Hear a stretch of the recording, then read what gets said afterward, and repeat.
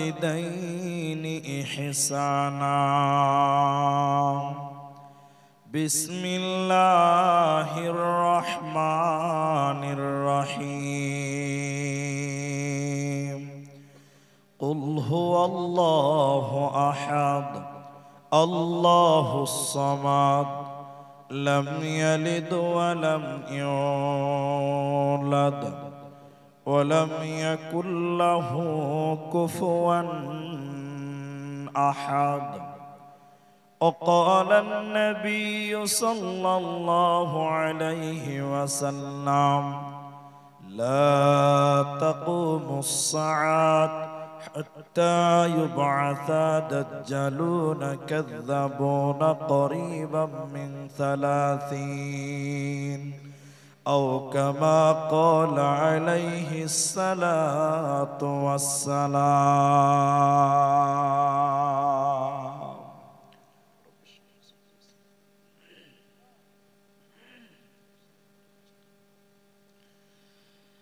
মরণ পাখি যেদিন এসে করবে ডাকাডাকি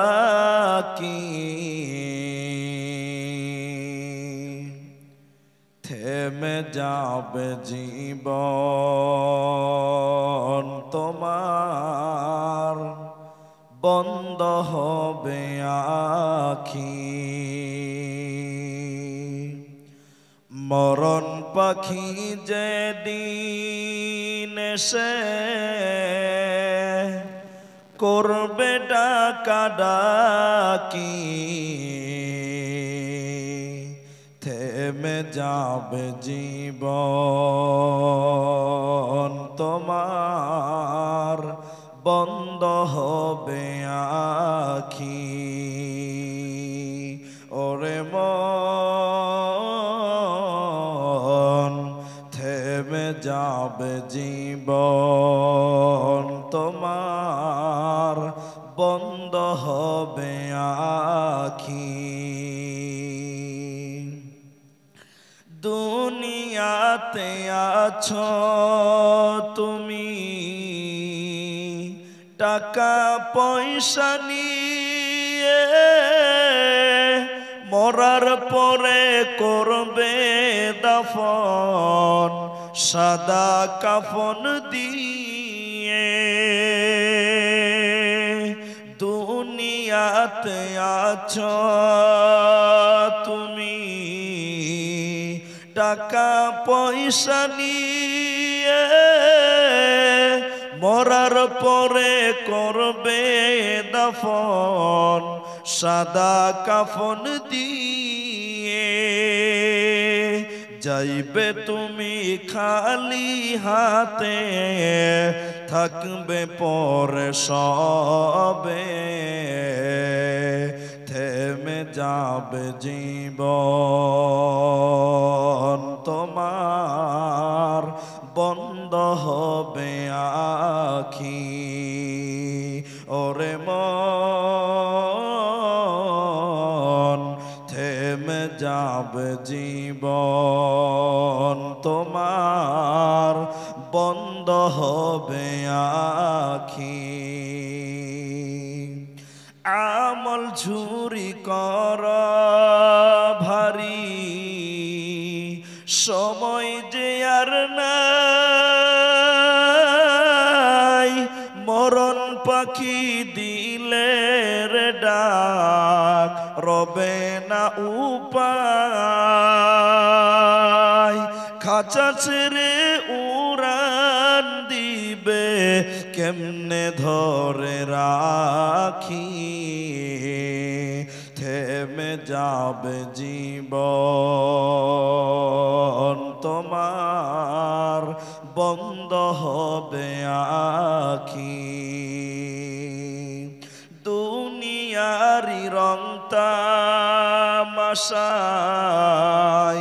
আসো তুমি মেতে এই দুনিয়া সারতে হবে পরকালে যেতে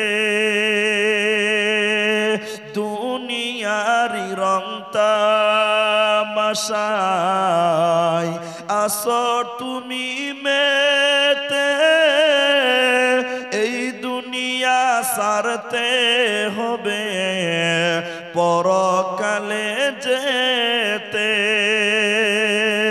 জান্নাত জাহান্নামের কথা মনে আসে না কি, থেমে যাবে জীবন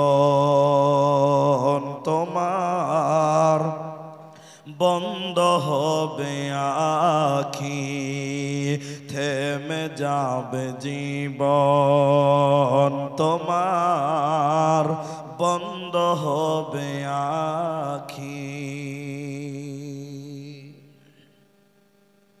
উপস্থিত চলমান সভার সুযোগ্য সভাপতি, স্টেজে ওলামায়ে কেরাম, অতিথিবৃন্দ, সামনে বসে থাকা, ছড়িয়ে ছিটিয়ে থাকা দিনদার ইমানদার মুমিন ভাই সকল, দোয়ার কান্টারি মুরব্বী সমাজ, স্নেহের কচিকাচা, পর্দার অন্তরালে বসে থাকা মুমিনা সলেহা মা ও বোনেরা, প্রাণ প্রিয় সীতেশনগর লালগোলা মুর্শিদাবাদবাসী, সর্বাগ্রিসে সে মহান আল্লাহ তাবারাক ওয়া তাআলার প্রশংসা জ্ঞাপন করি যে আল্লাহ তাবারাক ওয়া তাআলা আমাদেরকে এক মসজিদ কেন্দ্রিক আয়োজিত মাহফিলে বসিয়ে কোরআন এবং হাদিসের আলোচনা করার, আপনাদের শ্রবণ করার যিনি তৌফিক ইনায়াত করেছেন, সেই মহান মুনিবের দরবারে শুকরিয়া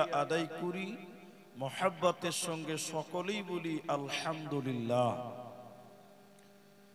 দরুদ ও সালাম বর্ষিত হোক সরকারে কায়নাত তাজদারে মাদানী নবী কুল শিরোমণি ইমামুল আম্বিয়া, নবী মক্কি, নবী মাদানী, নবী আহমদ, নবী মুহাম্মদুর রাসূলুল্লাহ সাল্লাল্লাহু আলাইহি ওয়াসাল্লাম। আল্লাহুম্মা আমিন।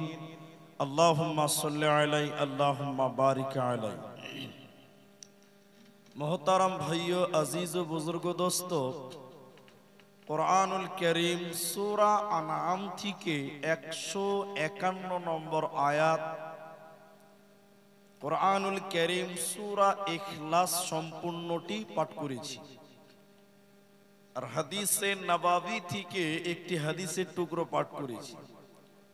উল্লেখিত আয়াত এবং হাদিসকে কেন্দ্রবিন্দুর মধ্যে রেখে গুটি কয়েক কথা বলবো, যদি আল্লাহ তৌফিক দেন তো। আলাইহি তাওয়াক্কালতু ওয়া ইলাইহি উনীব। সম্মানিত উপস্থিতি, আমি আপনাদের সামনে আমার আলোচ্য বিষয় বলার পূর্বে একটি মাত্র দাবি করব আপনাদের কাছে। আর উঠতেও বলবো না, বসতেও বলবো না। দাবিটা হলো যে গভীর রাত হয়েছে, মানুষ ঘুমিয়ে গেছে অনেকেই। আমি আমার অভ্যাসগতভাবে আমি আপনাদের কিছু কথা জিজ্ঞাসা করব, আপনারা সবাই জোরে উত্তর দেবেন। বলুন ইনশাআল্লাহ। জি, আপনি কথা বলবেন, তাহলে আমি আপনাকে কিছু বুঝাতে পারবো আর আপনি বুঝতে পারবেন। আর যদি বলেন যে না বকবেন তো আপনি তো বকার জন্য এসেছেন, তা আমরা কেন বলবো? তাহলে এটা হুজ্জুতি করা হবে, জ্ঞান অর্জন করা হবে না। জি, এবার মাথা হিলেছে। একটা লোককে যদি বলা হয় যে তুই 5 কেজি পাথর মাথায় নিয়ে সারাদিন দুয়ে বাড়া, কেউ দৌড়বে? কি করবে? আরেকটা যদি বলা হয় 200 গ্রামের টালে, কোনটা নেবে? 5 কেজি না 200 গ্রাম? 200 গ্রাম। জীবের ওজন 200 গ্রাম হবে আর মাথাটা 5 কেজি হবে। তো কোনো কিছু জিজ্ঞাসা করলে মাথা না হিলিয়ে জীবটা হিলাবে। বলুন ইনশাআল্লাহ। জি, এইটুকু আপনাদের কাছে দাবি রাখলাম। আলোচ্য বিষয় বলার পূর্বে একটা ছোট্ট উদাহরণ দিব, তাহলে আপনার বয়ানটা বুঝতে সুবিধা হবে। বেশি সময় নষ্ট করব না। সীতেশনগর গ্রামে জলসায় এসেছি, ট্রেনে বাসে, বুঝাবার জন্য বলছি। জলসা শেষের পরে আমার ভাই সভাপতি কেসিআরকে বললাম, ভাই চলে যাব অনেক দূর, আমাকে এক্ষুনি আপনারা রেখে চলে আসেন। তো উনি বললেন এত রাতে কোথায় যাবেন? রাতটা থাকেন, সকালে যাবেন। আমি বললাম অনেক দূর যাব, আপনারা খালি উমরপুর অব্দি পৌঁছান। তার বলছে কোথায় যাবেন? কলকাতা যাবেন না শিলিগুড়ি যাবেন? রাস্তা দুটা, ঠিকানা দুটা, একটা কলকাতা আর একটা শিলিগুড়ি। আমি বললাম ভাই আমি কোনোদিন কলকাতা যাইনি, তো আমি কলকাতা যাব, তো কেমন করে যাব, একটু লোকেশনটা বলে দেন। এইরকম একটা কাগজ নিয়েছে, প্লেন কাগজ আর কলম নিয়ে বলছে এখান থেকে আপনি উমরপুর যাবেন। যদি আপনি কলকাতা যান তাহলে আপনি যাবেন মোরগ্রাম, আপনি পাবেন পলসন্ডা, আপনি পাবেন বহরমপুর, আপনি পাবেন ভাপ্তা, আপনি পাবেন বেলডাঙ্গা, রেজিনগর, দৈবগ্রাম, বেথুয়া, কৃষ্ণনগর। এই যদি পেয়ে যান তাহলে বুঝবেন না আপনার রাস্তা ঠিক আছে, আপনি কলকাতার দিকেই যাচ্ছেন। আর আমি যাব কলকাতা, আমি উনি আমাকে রাস্তা বলে দিয়েছেন, আমি পাচ্ছি, এবার দিয়েছি চাঁদের মোড়, সাজুর মোড়, পেয়ে গেলাম ধুলিয়ান, ফারাক্কা, কালিয়াচক, মালদা, গাজল, রায়গঞ্জ, ডালখোলা, কিষানগঞ্জ। এইগুলো যদি আমি পেয়ে যাই তাহলে আমার রাস্তা ঠিক আছে না ভুল আছে? সবাই বলুন ভুল, রাস্তা ভুল হয়েছে। সঙ্গে সঙ্গে ড্রাইভার তুমি গাড়ির হ্যান্ডেল ঘুরিয়ে দাও, স্টারিংটা তুমি ঘুরিয়ে নাও, কারণ তোমার গাড়ি কলকাতা যাচ্ছে না, বরং শিলিগুড়ির দিকে যাচ্ছে। আমরা সবাই জান্নাতে যাব। সবাই বলুন কোথায় যাব? জান্নাতে। মানব জীবনে আপনার জীবনের সবচেয়ে বড় টার্গেট হলো, আপনারা আমার টার্গেট হলো আমরা সবাই আল্লাহর জান্নাত যাব। কোথায় যাবেন ভাই? জান্নাত। এবার আল্লাহ কে বলেন, আল্লাহ দুনিয়া নামে রাস্তা, দেহ নামে গাড়ি, আত্মা নামে ড্রাইভার, যেতে চাইছি জান্নাত, তো তোমার জান্নাতের লোকেশনটা বলো।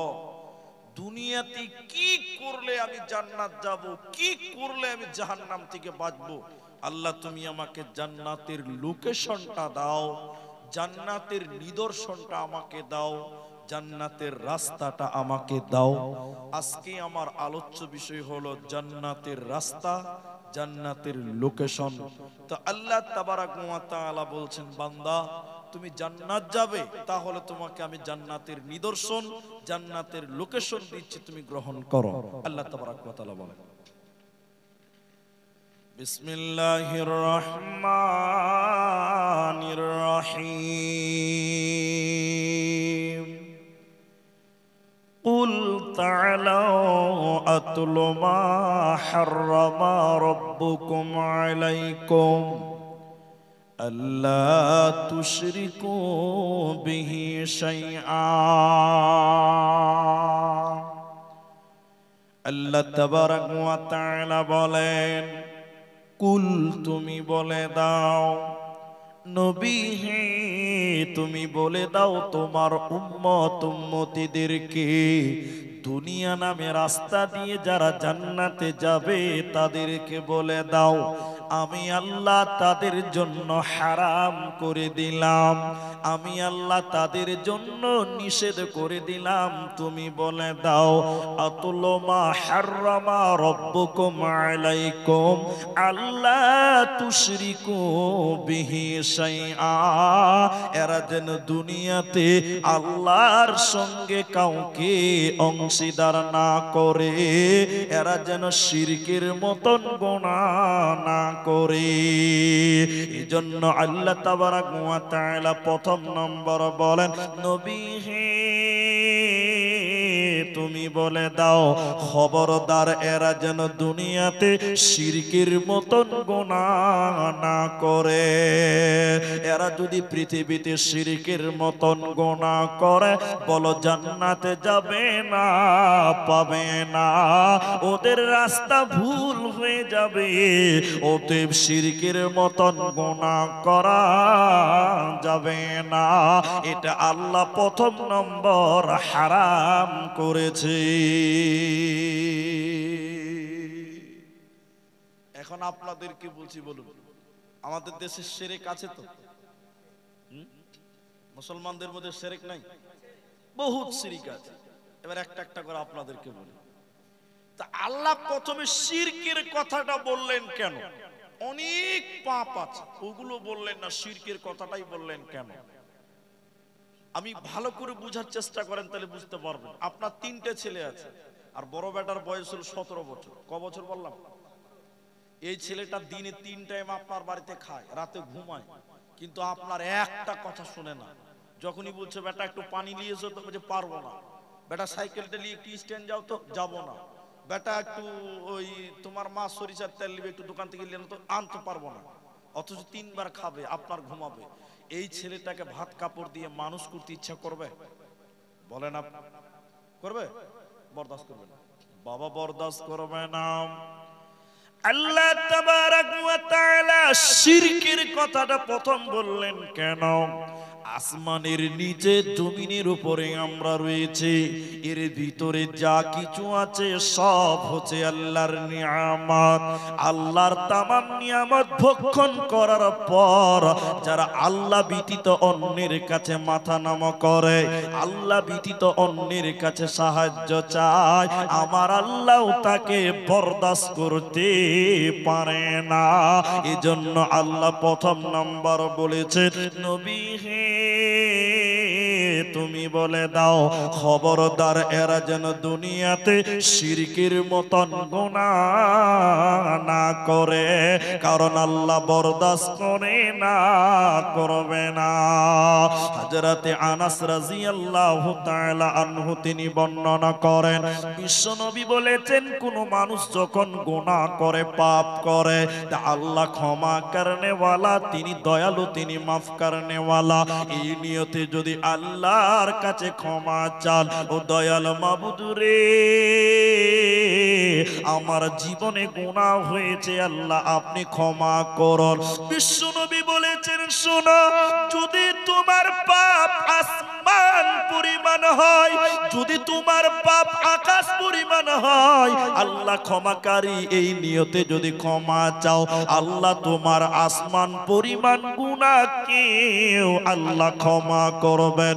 নবীজি বলেছেন উম্মত রে শুনে নাও, যদি তোমার পাপ দুনিয়া বরাবর হয়ে যায়, পৃথিবী সম পরিমাণ গুনাহ করার পর আল্লাহ ক্ষমা করনে ওয়ালা, এই নিয়তে যদি আল্লাহর কাছে ক্ষমা চাও, বিশ্বনবী বলেছেন আল্লাহ তোমার দুনিয়া বরাবর গুনাহকেও ক্ষমা করবেন, আল্লাহ কারো পরোয়া করেন না।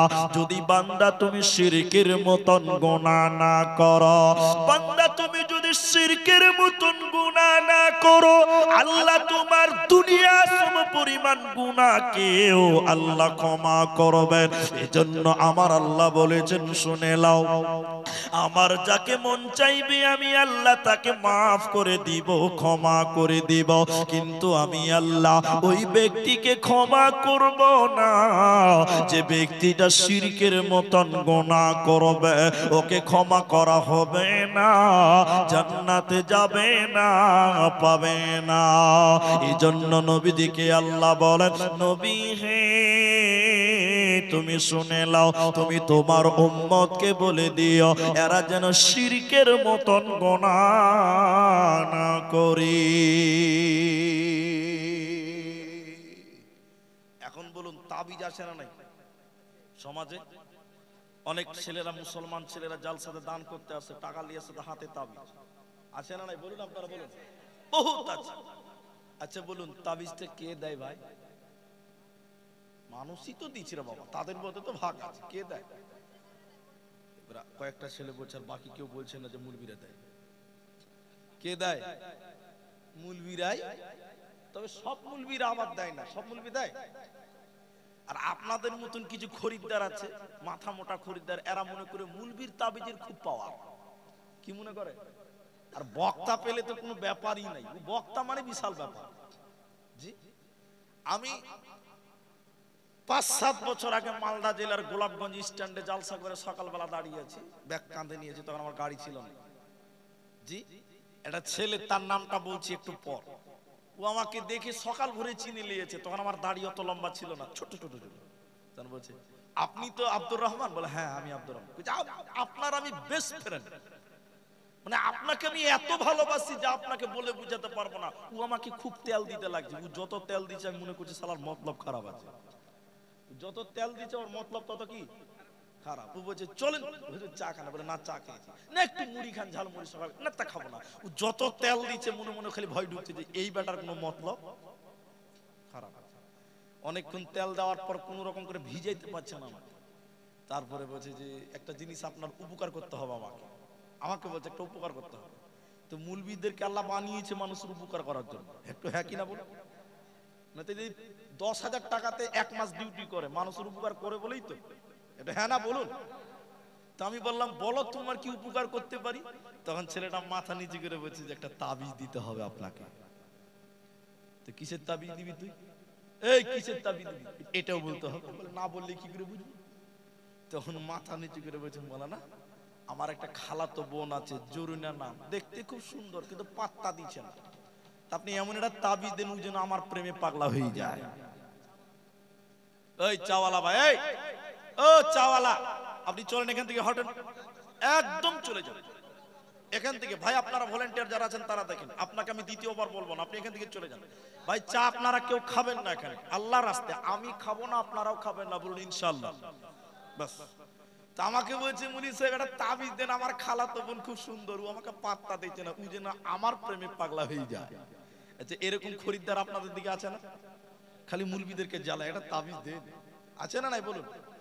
আচ্ছা এখন আপনারা বলুন, মুলবির তাবিজে যদি খালাতো বোন ওর পাগলা হয়ে যায়, আচ্ছা মুলবিগুলো কি বোকা আছে নাকি? ওই এমন তাবিজ বানবে ওই সুন্দর বিটিটা মুলবির প্রেমে পাগলা হবে, হবে না? এটা হ্যাঁ কিনা বলুন? আরে তাবিজে যদি সুন্দরী মেয়ে পাওয়া যায়, তা আমি আব্দুর রহমান বোকা আছি নাকি? এমন তাবিজ বানবো শালা সবচেয়ে সুন্দরী মেয়েটা আমার বউ হবে, ঠিক কিনা বলুন? আসলে তাবিজে কোনো মেয়েটে পাওয়া, সবাই বলুন, যায়? যায় না। মাধ্যমিক পরীক্ষা শেষ হয়েছে গত কালকে না পরশুদিন, পশ্চিমবঙ্গের কথা বলছি, পরশুদিন শেষ হয়েছে। আমি যখন ছাত্র তখনকার কথা বলছি, হেড মৌলানা বিরাট বড় আলেম, কিন্তু বড় আলেম হলে তার গুনাহ হবে না, এরকম কি সম্ভব না? সম্ভব। তার দ্বারা গুনাহ হতে পারে কি পারে না? পারে, বিলকুল সহজ, হতেই পারে। মানুষ তো হেড মুলবি ঘরে ফার্সি পড়ছি আমি, ফার্সি ফার্সি। এটা ছেলে সন্ধ্যাবেলায় মাদ্রাসায় এসে বলছে মৌলানা এটা তাবিজ দেন তো। কিসের তাবিজ দিবি তুই? বলছে যে আমি মাধ্যমিক পরীক্ষা দিব, আমার মাথাতে কোনো পড়া ঢুকে না। তো ছেলেটাকে বলছে হেড মৌলানাকে 501 টাকা লাগবে। কত লাগবে? এখন আপনার বেকার ছেলে যদি মাধ্যমিকে ফার্স্ট ডিভিশনে পাস করে তাবিজের জন্য 500 টাকা দিতে কেউ ভয় করবে? 5000 লাগলেও দিবে, দিবে কি দিবে না? দিবে। তো বলছে হ্যাঁ দেওয়া হবে, আপনি তাবিজ দেন। এদিকে দেখেন আমার দিকে, আমাদের সামনে হেড মৌলানা তাবিজ লিখছে, কি যে লেখছে আল্লাহ মাহমুদ জানে। তাবিজ লেখার পর ছেলেটাকে বলছে তুই বস এখানে, ওর সামনে এবার তাবিজ লিখে কি যে দোয়া পড়ছে, আমার মন বলছে যে ইংরেজিতে মনে হয় দোয়া পড়ছে, যে ফুর যে ক্যাটিং চলছে মনে হচ্ছে ইংরেজিতে দোয়া পড়ছে। তো দেখেন আল্লাহে আল্লাহর কসম, এই জায়গাতে তাবিজ বেনে দিয়ে বলছে এই 500 টাকা দিয়েছে, বলছে আজ থেকে রাত জেগে মন দিয়ে পড়বি, তোর পড়াশোনা ভালো হবে। আচ্ছা আপনারা বলুন, কেউ যদি রাত জেগে মন দিয়ে পড়াশোনা করে, ওর পড়াশোনা মুখস্থ রাখার জন্য আবার তাবিজ লাগবে? সবাই বলুন এমনিতে হবে, এমনিতে হবে না। ও রাত জেগে সারা রাত পড়েছে, মাধ্যমিকে ফার্স্ট ডিভিশনে পাস করে নিয়েছে, ও গোটা এলাকাতে বলছে হেড মুলবির তাবিজের কি পাওয়ার, ফার্স্ট ডিভিশনে পাস। আচ্ছা বলুন আসলে তাবিজের ফল না মেহনতের ফল? সবাই বলুন মেহনতের ফল। ও মাথা মোটা ভেড়া গাধা এইটুকু বুঝতে পারেনি, হেড মুলবি বলছে সারা রাত মন দিয়ে পড়বি তো তোর পড়া মনে থাকবে। ও সারা রাত পড়ে নিয়েছে মাধ্যমিকে ফার্স্ট ডিভিশনে পাস, গোটা এলাকার লোক বলছে হেড মুলবির তাবিজের কি পাওয়ার, বেকার ছেলে পাস। আসলে তাবিজের কোন কেরামত জরুর আছে নাই? আপনার কিনা আর একটা কথা বলে নিন মাঝখানে, তাহলে বুঝতে পারবেন। এই যে আপনাদের লালগোলা, এই লালগোলা স্ট্যান্ডে একজন দোকান দিয়েছে, নতুন দোকান, বিক্রি হচ্ছে না, একদিন দুদিন 1 মাস 2 মাস বিক্রি ভালো হচ্ছে না। হুট করে মসজিদের মুলবির কাছে চলে এসে বলছে মুলি সাহেব এটা তাবিজ দেন, দোকানে বিক্রি হচ্ছে না, বরকত হচ্ছে না। এরকম খরিদ্দার আছে না? না একটু হ্যাঁ না বলুন।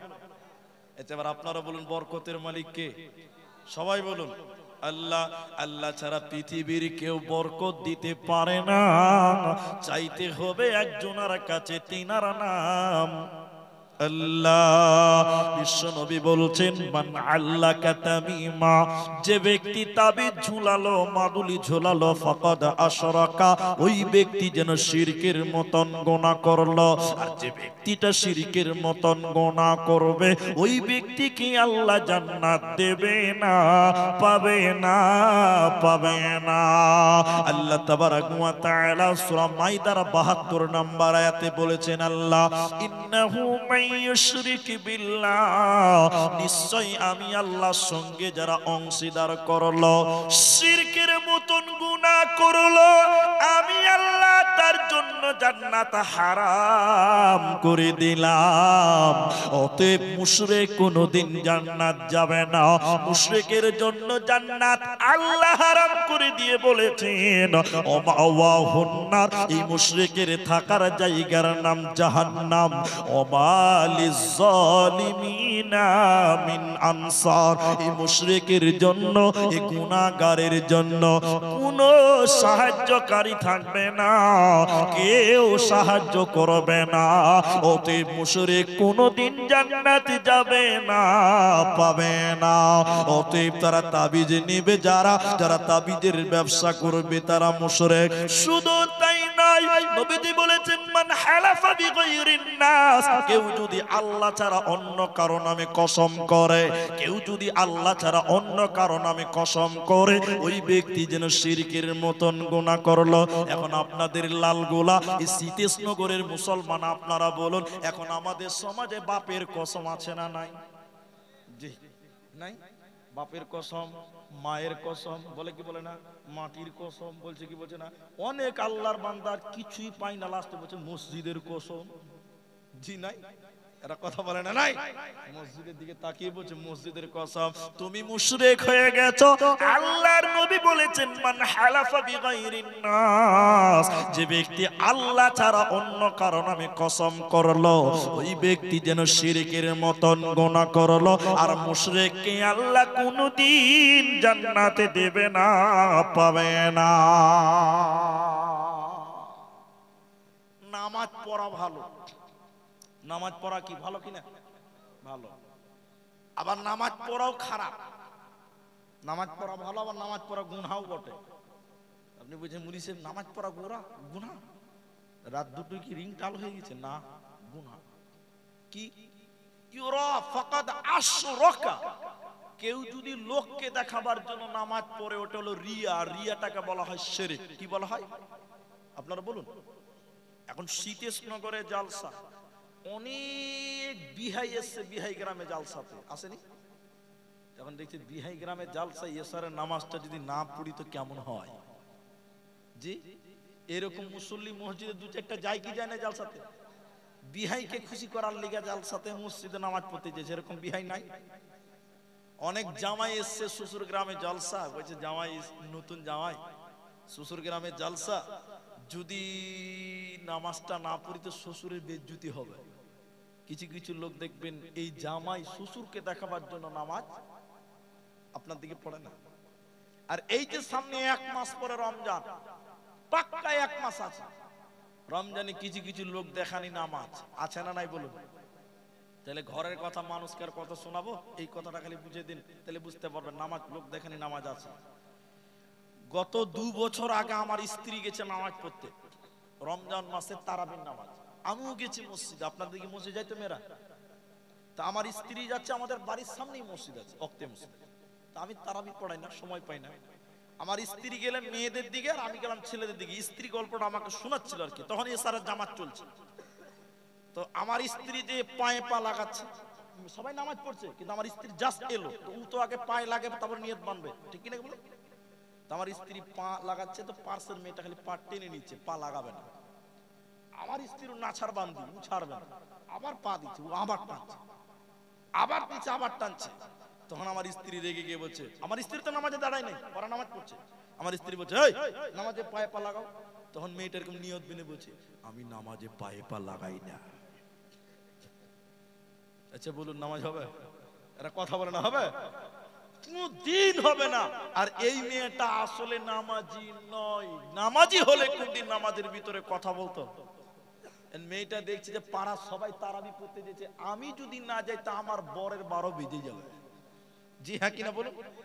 পাড়ার বেটি ছেলেগুলো দেখবেন নিজের স্বামীর সম্মান বাঁচাবার লিগা মসজিদে রমজান মাসে নামাজ পড়তে যায়, যাই কি যায় না? হ্যাঁ কিনা বলুন? আল্লাহর নবী বলেন কেউ যদি লোক দেখাবার জন্য নামাজ পড়ছে যেন শিরক করলো। তাহলে এই শিরক আমাদের দেশে অহরহ আছে মুসলমান। আর যে ব্যক্তি শিরকের মতন গুনাহ করবে রে, আল্লাহ জান্নাত দেবে না, পাবি না। এজন্য আল্লাহ কোরআনে বলেছেন নবী হে তুমি বলে দাও তোমার উম্মতকে, আমার বান্দা বান্দীদেরকে বলে দাও এরা যেন শিরকের মতন গুনাহ না করে। এটা একটা মারাত্মক ব্যাধি। মারাত্মক ব্যাধি কেন বললাম? আল্লাহর নবীকে আল্লাহ বলছেন, এইদিকে দেখেন, নবীকে আল্লাহ সম্বোধন করে বলছেন, হে নবী মুহাম্মদ সাল্লাল্লাহু আলাইহি সাল্লাম, লাইন আশরাকতা লা ইয়াহবাতান্না আমালুক। হে নবী, আপনার দ্বারাই যদি শিরক হয়ে যায়, আমি আল্লাহ আপনার আমলকে সব ক্যান্সেল করে দিব, ডিলিট করে দিব। নবী শিরিক করলে, নবীর ইবাদত যদি বাতিল করে দেওয়া হয়, তাহলে আপনি আমি শিরিক করলে আমাদের ইবাদত থাকবে না, সব বাতিল। বলুন, সব বাতিল হয়ে যাবে। ওয়ালা তাকুনান্না মিনাল খাসিরিন, এবং আপনাকে আমি ক্ষতিগ্রস্তদের অন্তর্ভুক্ত করব। আরেকটা শিরিক, আর দুটো শিরিক আপনাদের দেখাবো, যে 2 নম্বর জান্নাতের লোকেশনটা আপনাদের সামনে নিয়ে আসবো। চাইতে হবে কার কাছে? এরা বলুন, সবাই বলুন, কার কাছে? আল্লাহর কাছে। তবে হ্যাঁ, মানুষের কাছে চাওয়া যায়, যেটা মানুষের দেওয়ার ক্ষমতা থাকে সেটা। কথা বুঝতে পারলেন কিনা? হ্যাঁ না বলুন। কিন্তু যেটা আল্লাহ দেওয়ার মালিক, ওইটা পৃথিবীর কেউ দিতে আর চাও যাবে না। যেমন সন্তান দেওয়ার মালিক কে? আল্লাহ। এখন কিছু কিছু লোক মাজারে খাসি নিয়ে যেছে সন্তান চাওয়ার জন্য, যাই না? লালগোলাতে মাজার আছে তো? নাই? আচ্ছা, এবার আপনাদের বলি, একটু উত্তর দেবেন। আবার ছাগলের কটা বাচ্চা হয় একসঙ্গে? 2, 3, 4টা হয়। জি স্যার, 4টা হয় না? 4টা হয়। আচ্ছা, আপনারা বলুন তো, বিড়ালের কটা বাচ্চা হয় একসঙ্গে জমজ? 6টা হয়। 5টা 6টা হয়, হয় না? হয় না? কুকুরের কটা হয় ভাই? 1 2 কটা? 12টা। 12টা বাচ্চা হয় কুকুরের। আর মানুষের কটা হয় বলুন? 2টা হয় না? হয়ে গেছে 2টা, 3টেও হয়েছে। 3টে হচ্ছে না? 3টে হয়েছে। আচ্ছা বলুন, তাহলে কুকুরের কটা বাচ্চা? 12টা। কুকুরকে কোনদিন মাজারে দেখেছেন বাবা বাচ্চা হচ্ছে না, তুমি বাচ্চা দাও? বলুন, হ্যাঁ না বলেন? এরা কুকুর কোনদিন মাজারে গেছে? কোনদিন যায়নি কুকুর। এরপর কুকুর বাচ্চা পেয়েছে কটা? বলুন না রে বাবা। 12টা। বিড়াল দেখবেন 6টা বাচ্চা পেয়েছে। কোনদিন মাজারে যে বিড়াল বলেনি বাবা বাচ্চা হচ্ছে না, বাচ্চা দাও? কোনদিন বলবে? পাবে না। এরপরও বিড়াল বাচ্চা পেল কটা? 6টা। ছাগল একটা প্রাণী বন্ধুরে, 3টা 4টা বাচ্চা ডেলিভারি হয়েছে। কোনদিন ছাগলকে দেখবে না যে মাজারে গিয়ে বলেছে বাবা বাচ্চা হচ্ছে না, বাচ্চা দাও। এরপরও ছাগল 4টা বাচ্চা পেয়েছে। সবাই বলুন কটা? 4টা। তাহলে ছাগল যদি আল্লাহর কাছে 4টা বাচ্চা পেতে পারে, বিড়াল যদি 6টা চাইতে পারে বাচ্চা পেতে পারে, কুকুর যদি 12টা বাচ্চা চাইয়ে নিতে পারে, তাহলে তুমি আশরাফুল মাখলুকাত, সৃষ্টির সেরা হযরত ইনসান, তুমি কেন আল্লাহর কাছে একটা চাইতে পারলে না? মুসলমান, তুমি কেন শিরকের মতন গুনাহ করলে বলো? আল্লাহর কাছে কুকুর যদি চাইতে পারে 12টা পেয়ে যায়, বিড়াল যদি 6টা পেয়ে যায়, মানুষ রে তোমার অধিকাংশ বাচ্চা হলো একটা, তাহলে তুমি কেন আল্লাহর কাছে একটা চাইতে জানো না? এগুলো কথা হলো কি, বাচ্চা মানুষ করছে 12টা কুকুর। কোনদিন কুকুরের গলাতে তাবিজ দেখেছেন আপনারা? বলুন, বাচ্চার গলায় তাবিজ আছে কুকুরের? কোনদিন পাবেন না। বিড়ালের বাচ্চার গলাতে কোনদিন তাবিজ পাবেন না, কোমরেও কোনদিন তাবিজ দিবে না। আর ছাগলের গলাতে 10টা তাবিজ থাকবে? বলুন, আছে? একটাও ভুল করে পাবেন না। এরপরও তাদের বাচ্চা মানুষ হচ্ছে কি হচ্ছে না? বলুন, আর বলে না হচ্ছে, তাহলে তুমি মানুষ, তুমি সৃষ্টির সেরা আশরাফুল মাখলুকাত, তুমি কেন আল্লাহর কাছে শেফাআত চাইতে জানলে না? মানুষ ওইটাই পছন্দ করে যেটা আল্লাহ নারাজ হয়। এজন্য আল্লাহ বলছেন দেওয়ার মালিক আমি আল্লাহ, তোমরা সরাসরি আমি আল্লাহকে বলো, আমি আল্লাহ তোমাদের অভাবকে দূর করব, তোমাদের মিটিয়ে দিব।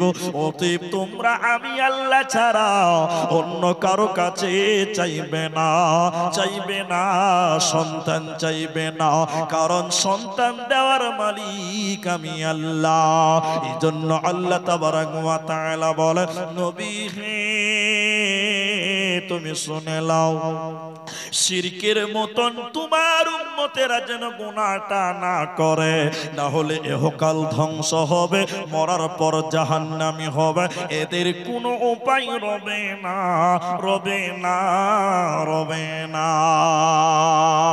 কোরআন লয় না, হাদিস লয় না, কোরআন লয় না, হাদিস লয় না, রাইকিয়া মেনে যায় ইসলাম আজি যাচ্ছে চলে, শিরক বিদাতের চলছে জয়, হায়রে ইসলাম আজি যাচ্ছে চলে, শিরক বিদাতের চলছে জয়। আর কত কাল বইবি ভার, আর কত কাল বইবি ভার, আমল না মাখালি, সহির সাথে জয়ীফ মানো দিয়া জুরাতালি। এমন করে করলে আমল, এমন করে করলে আমল, মরণের পর তাই তো ভয়, ইসলাম আজি যাচ্ছে চলে, শিরক বিদাতের চলছে জয়, হায়রে ইসলাম আজি যাচ্ছে চলে, শিরক বিদাতের চলছে জয়।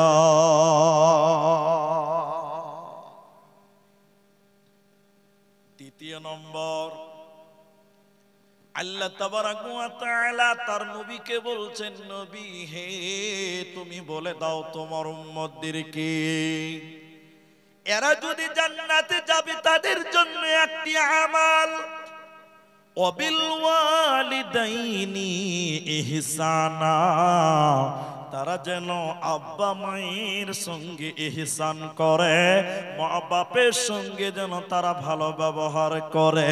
অতএব মা বাপের সঙ্গে যারা দুর্ব্যবহার করবে ওরা আল্লাহর জান্নাতে যাবে না, পাবে না। হযরত উমর যখন খলিফা নিযুক্ত হলেন, একটা ছেলে আমান প্রদেশের বাড়ি, ওই ছেলেটার বাবা বেঁচে ছিল না, বুড়ি মা ছিল। মা আমার, বোন আমার, বেটিরে আমার কান করে কথা শুনেলেন। এই ছেলেটা মনে করলো আমি আল্লাহর ঘর জিয়ারত করব, হজ করতে যাব, কিন্তু তার বাবা বেঁচে ছিল না।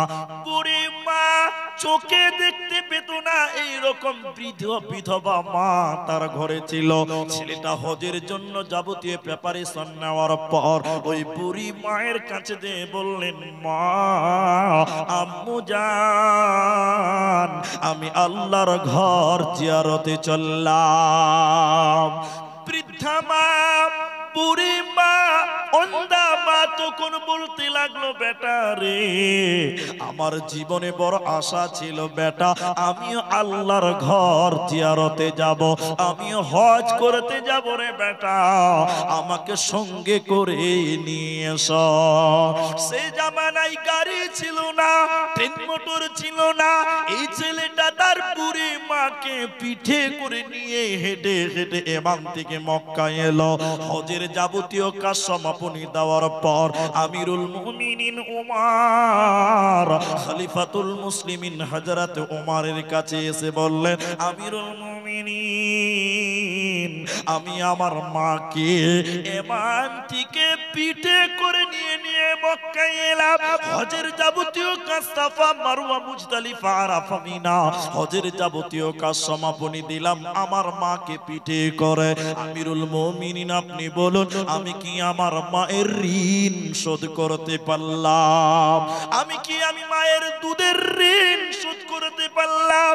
হযরত আমিরুল রাগান্বিত হয়ে গেলেন, গুসাতে রাগান্বিত হয়ে বললেন, কি জবাব দিলে তুমি? শোনো, কি কথা বলছো তুমি শোনো।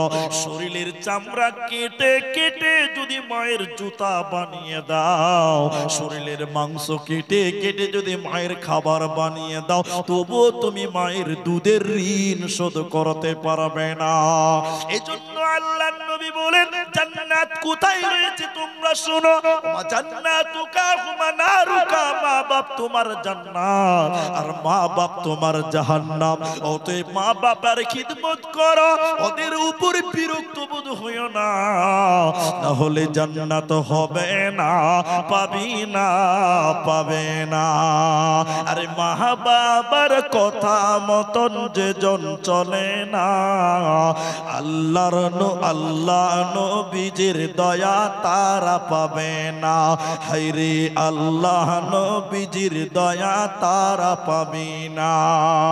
মা বাবার কথা মতন যে জন চলে না, আল্লাহ নবীজির দয়া তারা পাবি না।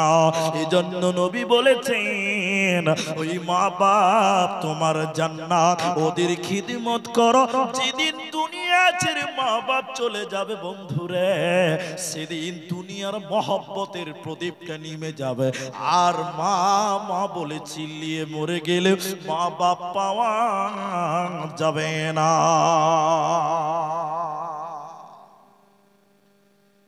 জালসা করছিল বাংলাদেশে, দেখছিলাম বাংলাদেশে, আর যত ভেজাল ওই বাংলাদেশেই আছে। জি, সবচেয়ে গন্ডগোল বেশি কোন দেশে? বাংলাদেশে। ইসলাম নিয়ে যত মতভেদ আছে সবচেয়ে বেশি আছে ওই পারে, ঠিক কিনা? হ্যাঁ কিনা?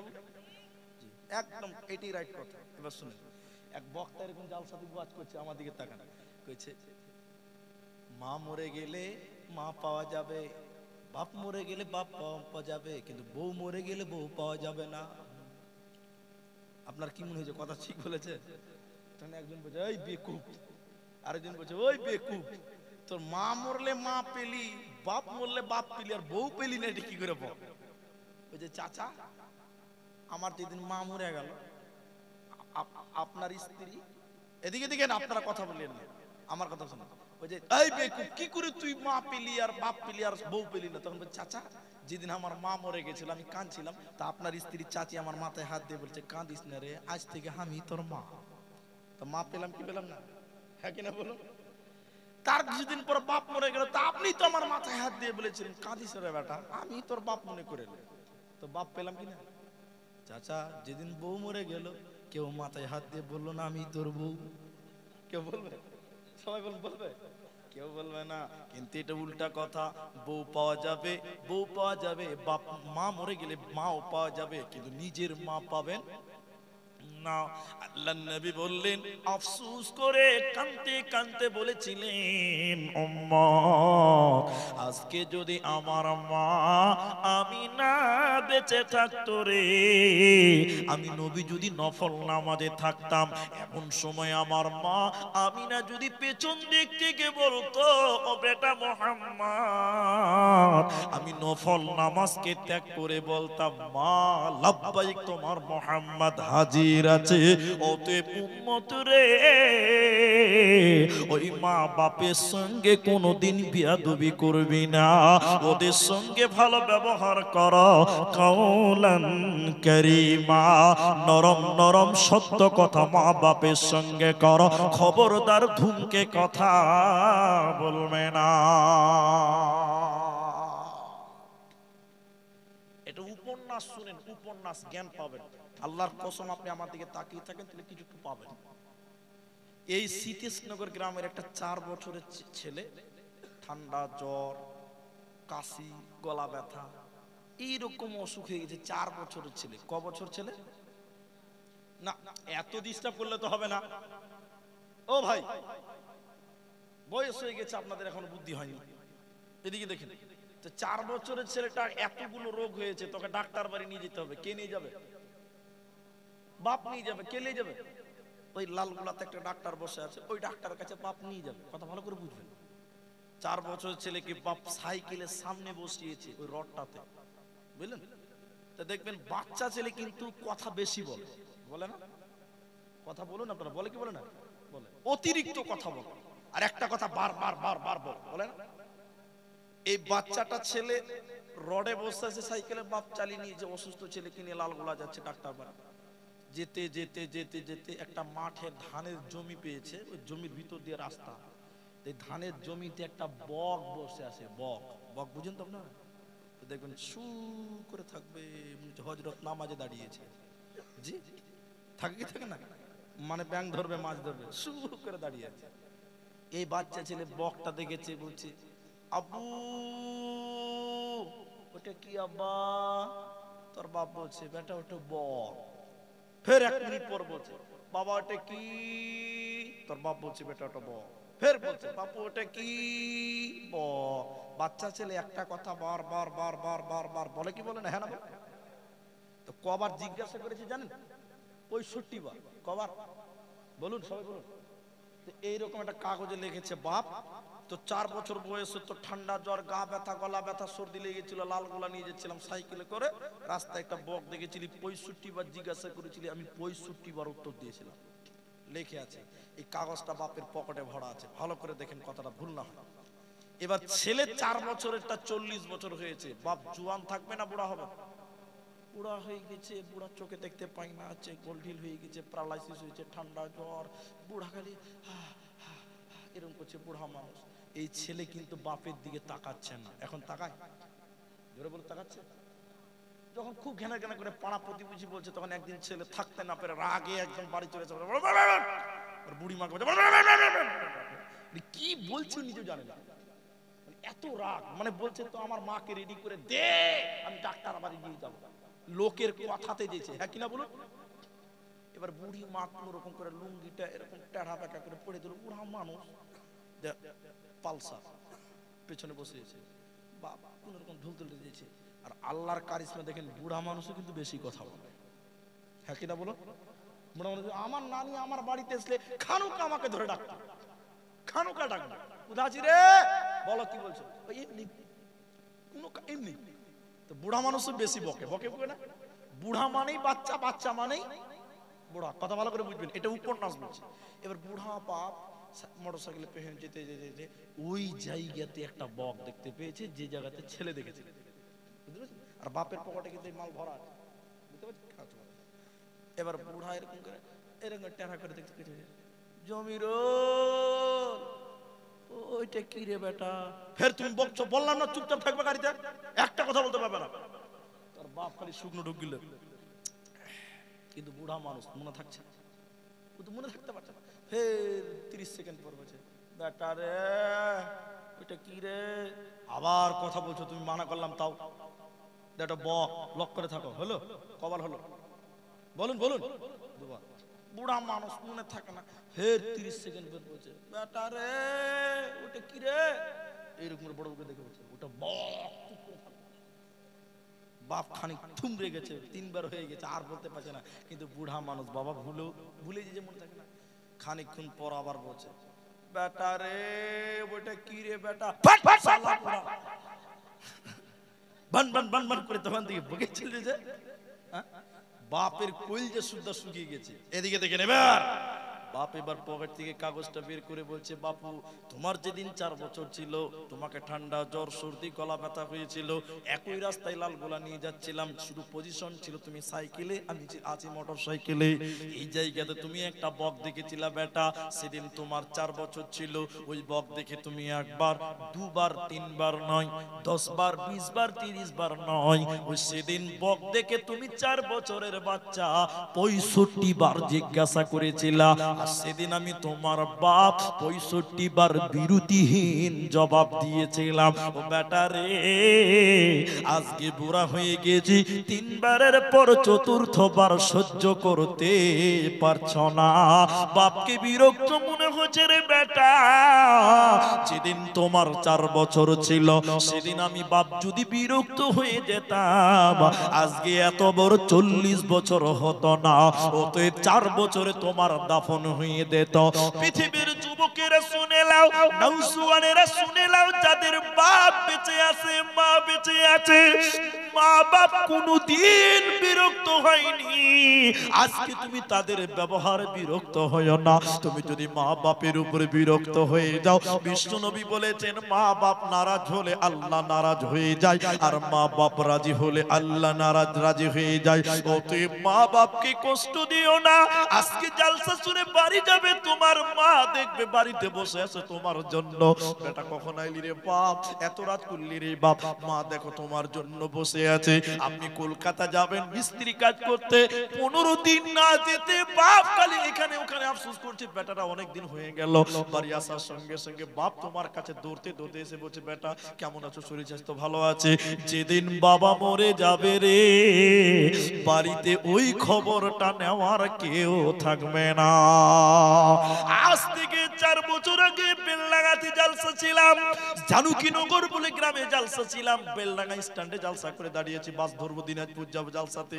আমার আব্বা ফোন করলেন, বেটা কেমন আছো? দোকানি মানুষ ছিলেন আমার আব্বা, ব্যবসায়িক মানুষ ছিলেন আমার বাপ। খোঁজ খবর নিয়ে আমাকে বললো সহি সালামতে থাকিও, নিজেকে কন্ট্রোল করে রাখিও, নিজের দেখাশোনা করিও। আমি বললাম আব্বা আপনি ঘুমিয়ে যান, সারাদিন পরিশ্রম করেছেন। আমার আব্বা ঘুমিয়ে গেল। আমার আব্বা প্রতিদিন একবার রাতের বেলায় দোকান করে ফোন করে আমার খবর নিত। আজকে 4টা বছর বাপকে হারিয়েছি, একবার বাপের মতন করে ফোন করার মতন পৃথিবীতে কেউ নাই। আজকে বুঝতে পারছি বাপ কি জিনিস, বাপের অভাবটা কি। অতএব বন্ধুরে, তোমার বাপ যতদিন বেঁচে আছে তাদের মূল্যায়ন করো। বাবা মরে গেলে নিজের মাথার ছাতা মনে করবে হারিয়ে গেছে। এজন্য আল্লাহ তাবারক ওয়া তাআলা বলেন, ও নবী হে তুমি বলে দাও অবিল ওয়ালিদাইনি ইহসানা, তারা যেন আব্বা মায়ের সঙ্গে ইহসান করে, ভালো ব্যবহার করে। খবরদার ধুমকে কথা না বলে, না হলে কিন্তু জান্নাত পাবে না, মিলবে না, মিলবে না।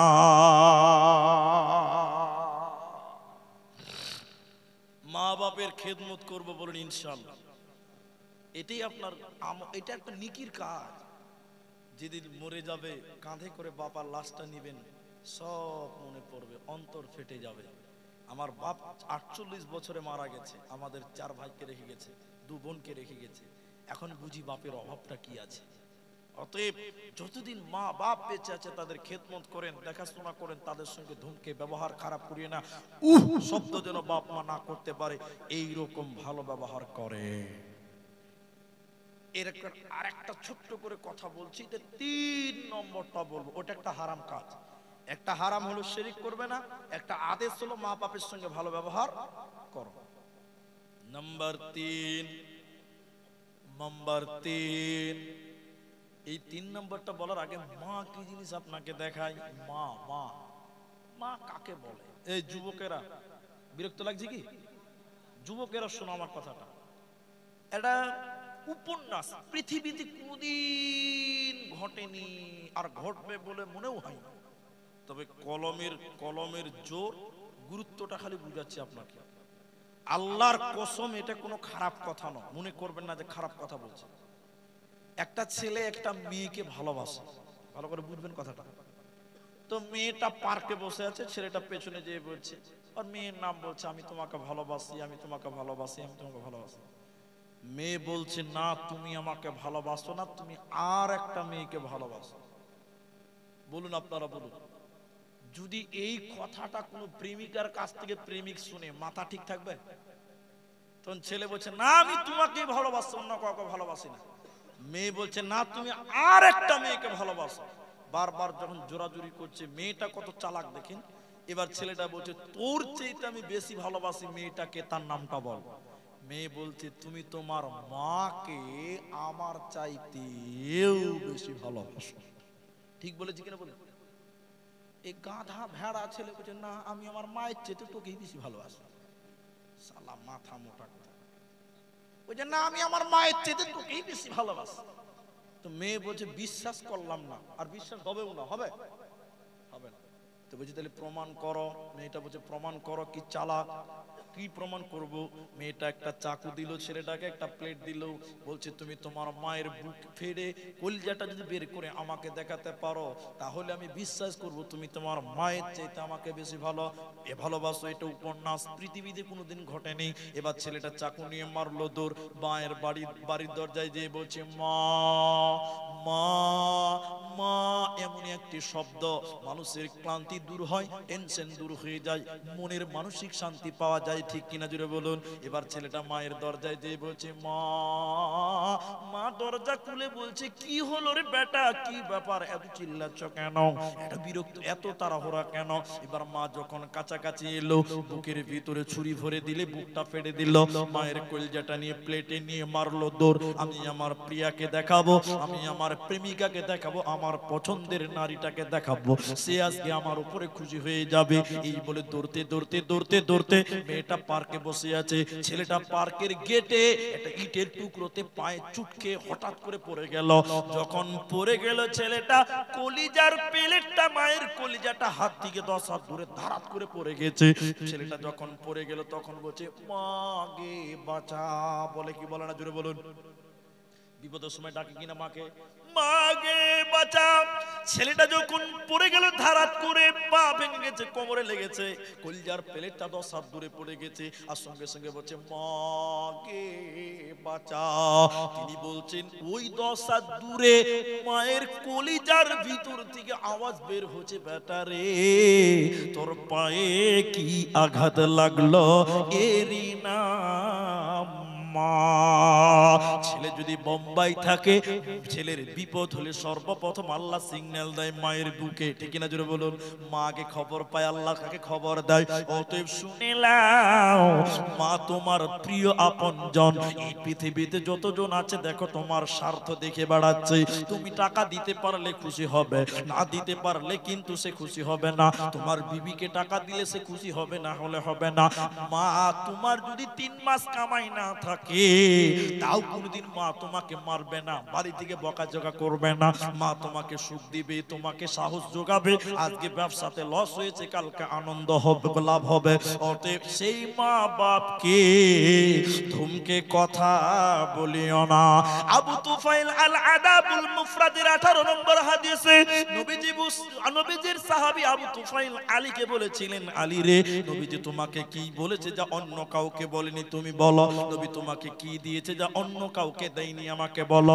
হযরত আলী নবীর জামাই বলেছিলেন, ওরে সাহাবী আবু তুফাইল রে, আমার শ্বশুর নবী মুহাম্মদুর রাসূলুল্লাহ সাল্লাল্লাহু আলাইহি সাল্লাম আমাকে একটা চিঠি দিয়েছেন, তাছাড়া কিছু দেয় নাই। চিঠিতে কি লেখা আছে রে আবু তুফাইল, কি লেখা আছে রে আলী? হযরত আলী চিঠিটা বার করে দেখছেন, বিশ্ব নবী চিঠিতে 4খানা কথা লিখেছে।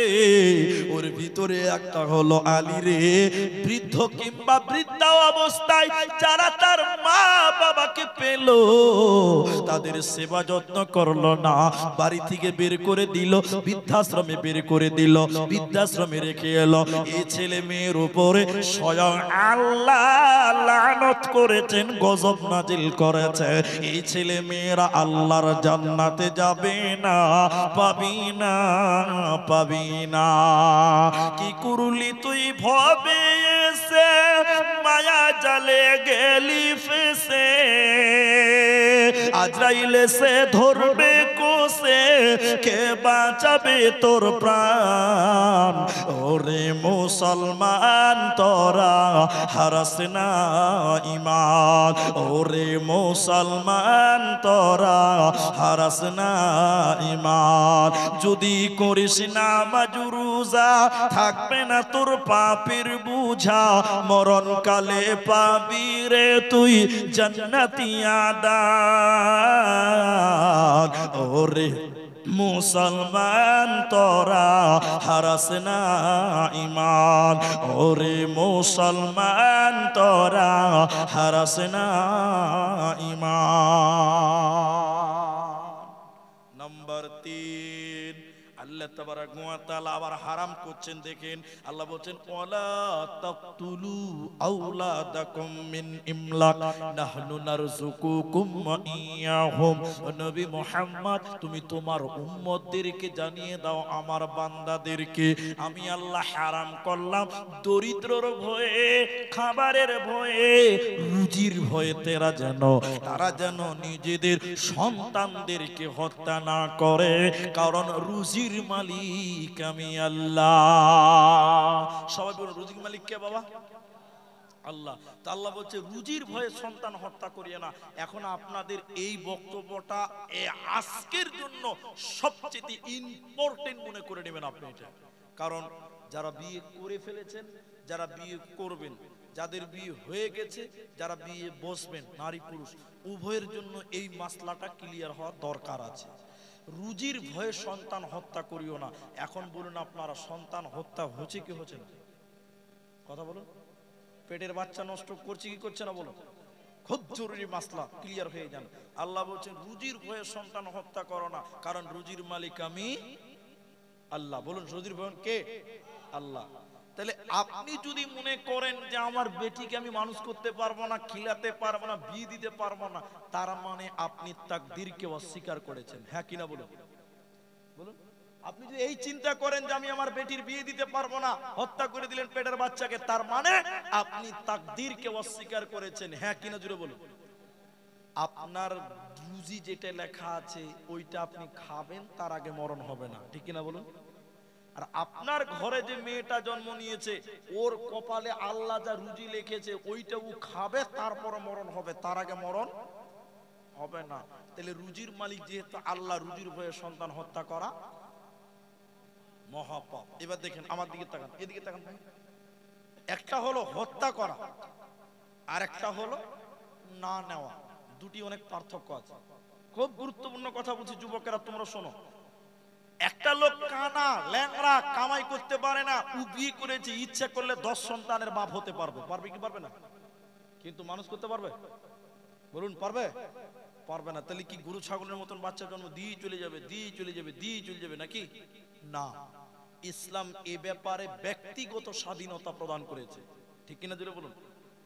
তাহলে সন্তান হত্যা করাটা কোনটাকে বলে আর না নেওয়াটা কোনটাকে বলে?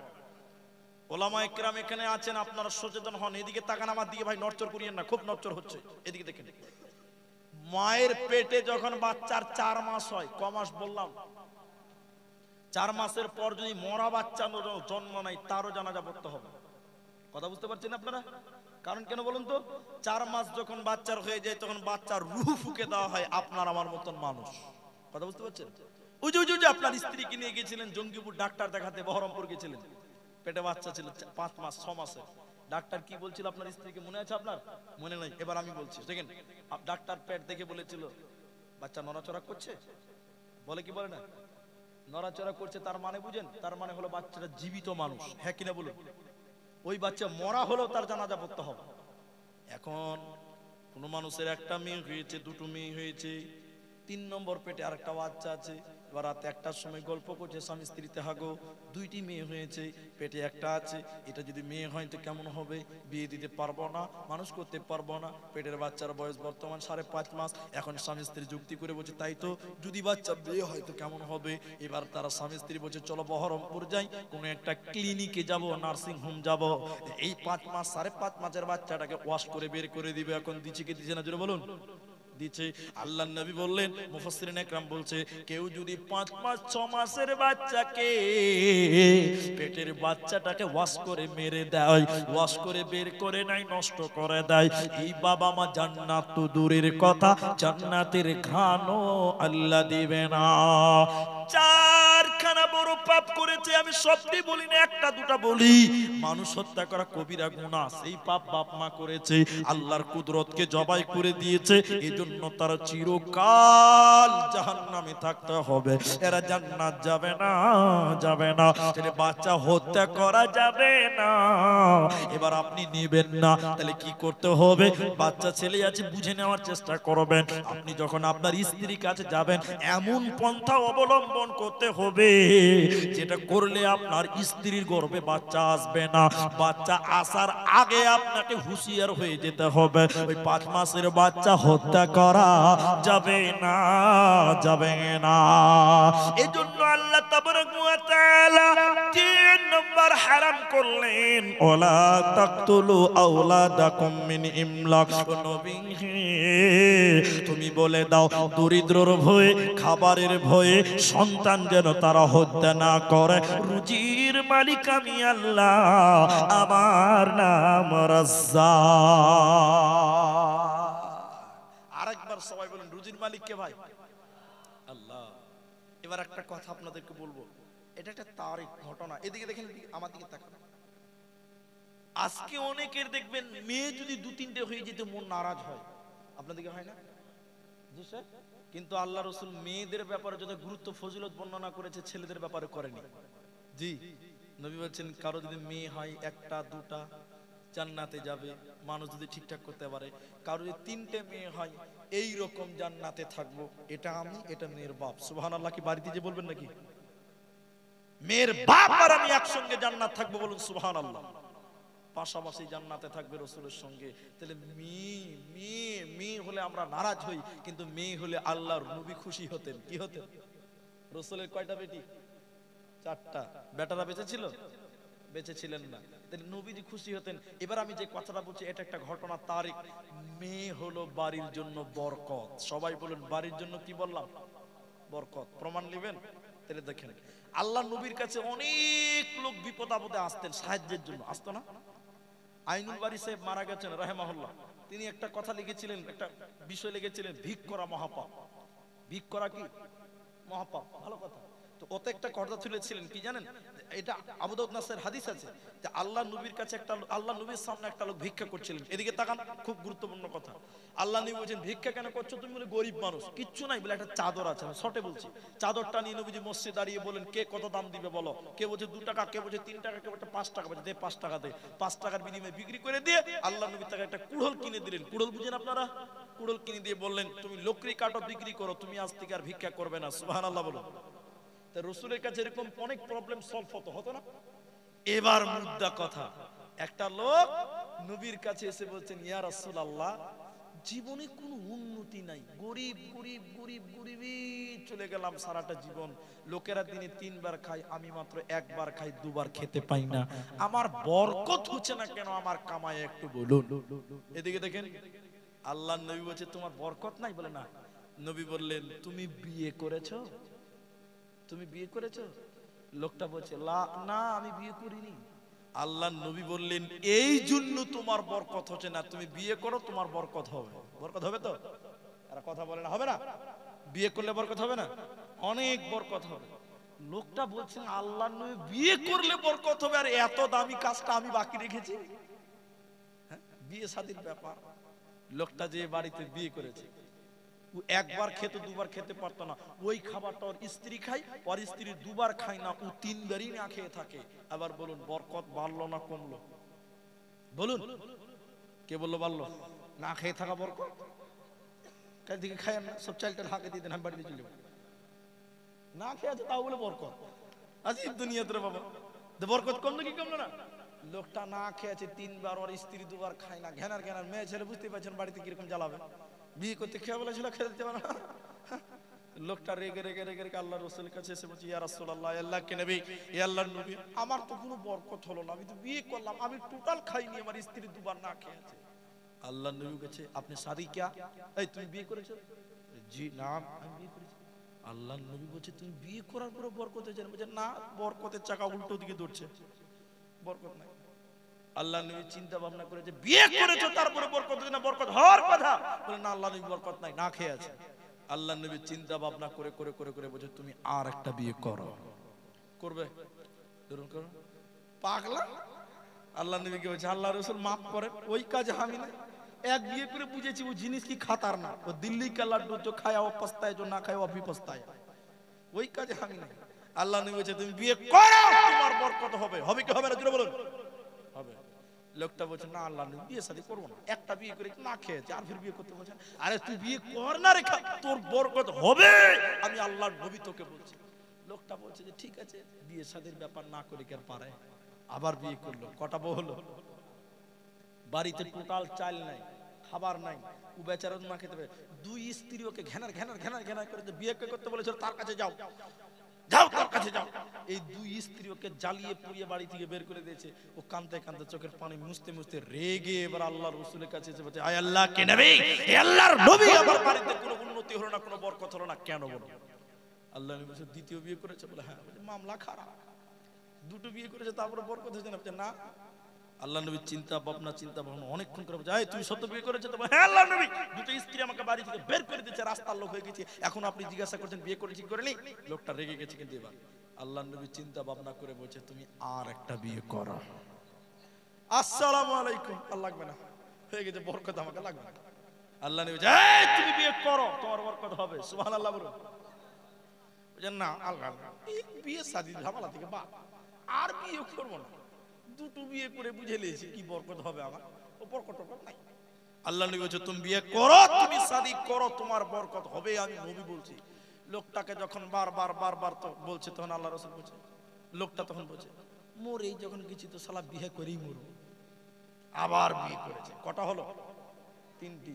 আল্লাহ নবীর কাছে আর আসছে না, আর নবীর কাছে আসে না। অনেক দিন পর আল্লাহ নবীর সঙ্গে দেখা হয়েছে। তা আল্লাহ নবী বলছেন, কি ব্যাপার? দুদিন পর পর খালি রেগে রেগে চলে আসছিল, হঠাৎ করে নাই হয়ে গেল। তখন বলছে, আল্লাহর নবী, আমার অবস্থা নরেন্দ্র মোদীর মতো। কেমন ব্যাপার, রসের অঙ্ক কি করে মিললো? তখন বলছি, ইয়া রাসূলুল্লাহ, প্রথম মেয়েটাকে বিয়ে করলাম, না খেয়ে থাকলাম, বেচারা না খেয়ে থাকলো, আমি না খেয়ে থাকলাম। দ্বিতীয় বিয়ে করলাম, দুটি স্ত্রী আমাকে বাড়ি থেকে বের করে দিল, গরিব হয়ে গেলাম, বরকত কমে গেল। কিন্তু ইয়া রাসূলুল্লাহ, যখন তৃতীয় বিয়ে করলাম, আপনার কথা শুনে আমার 3 নম্বর বিবিটা খেজুর গাছের পাতা দিয়ে চাটাই বোনাতে জানতো। আপনারা কি বলেন? পাটি পাটি।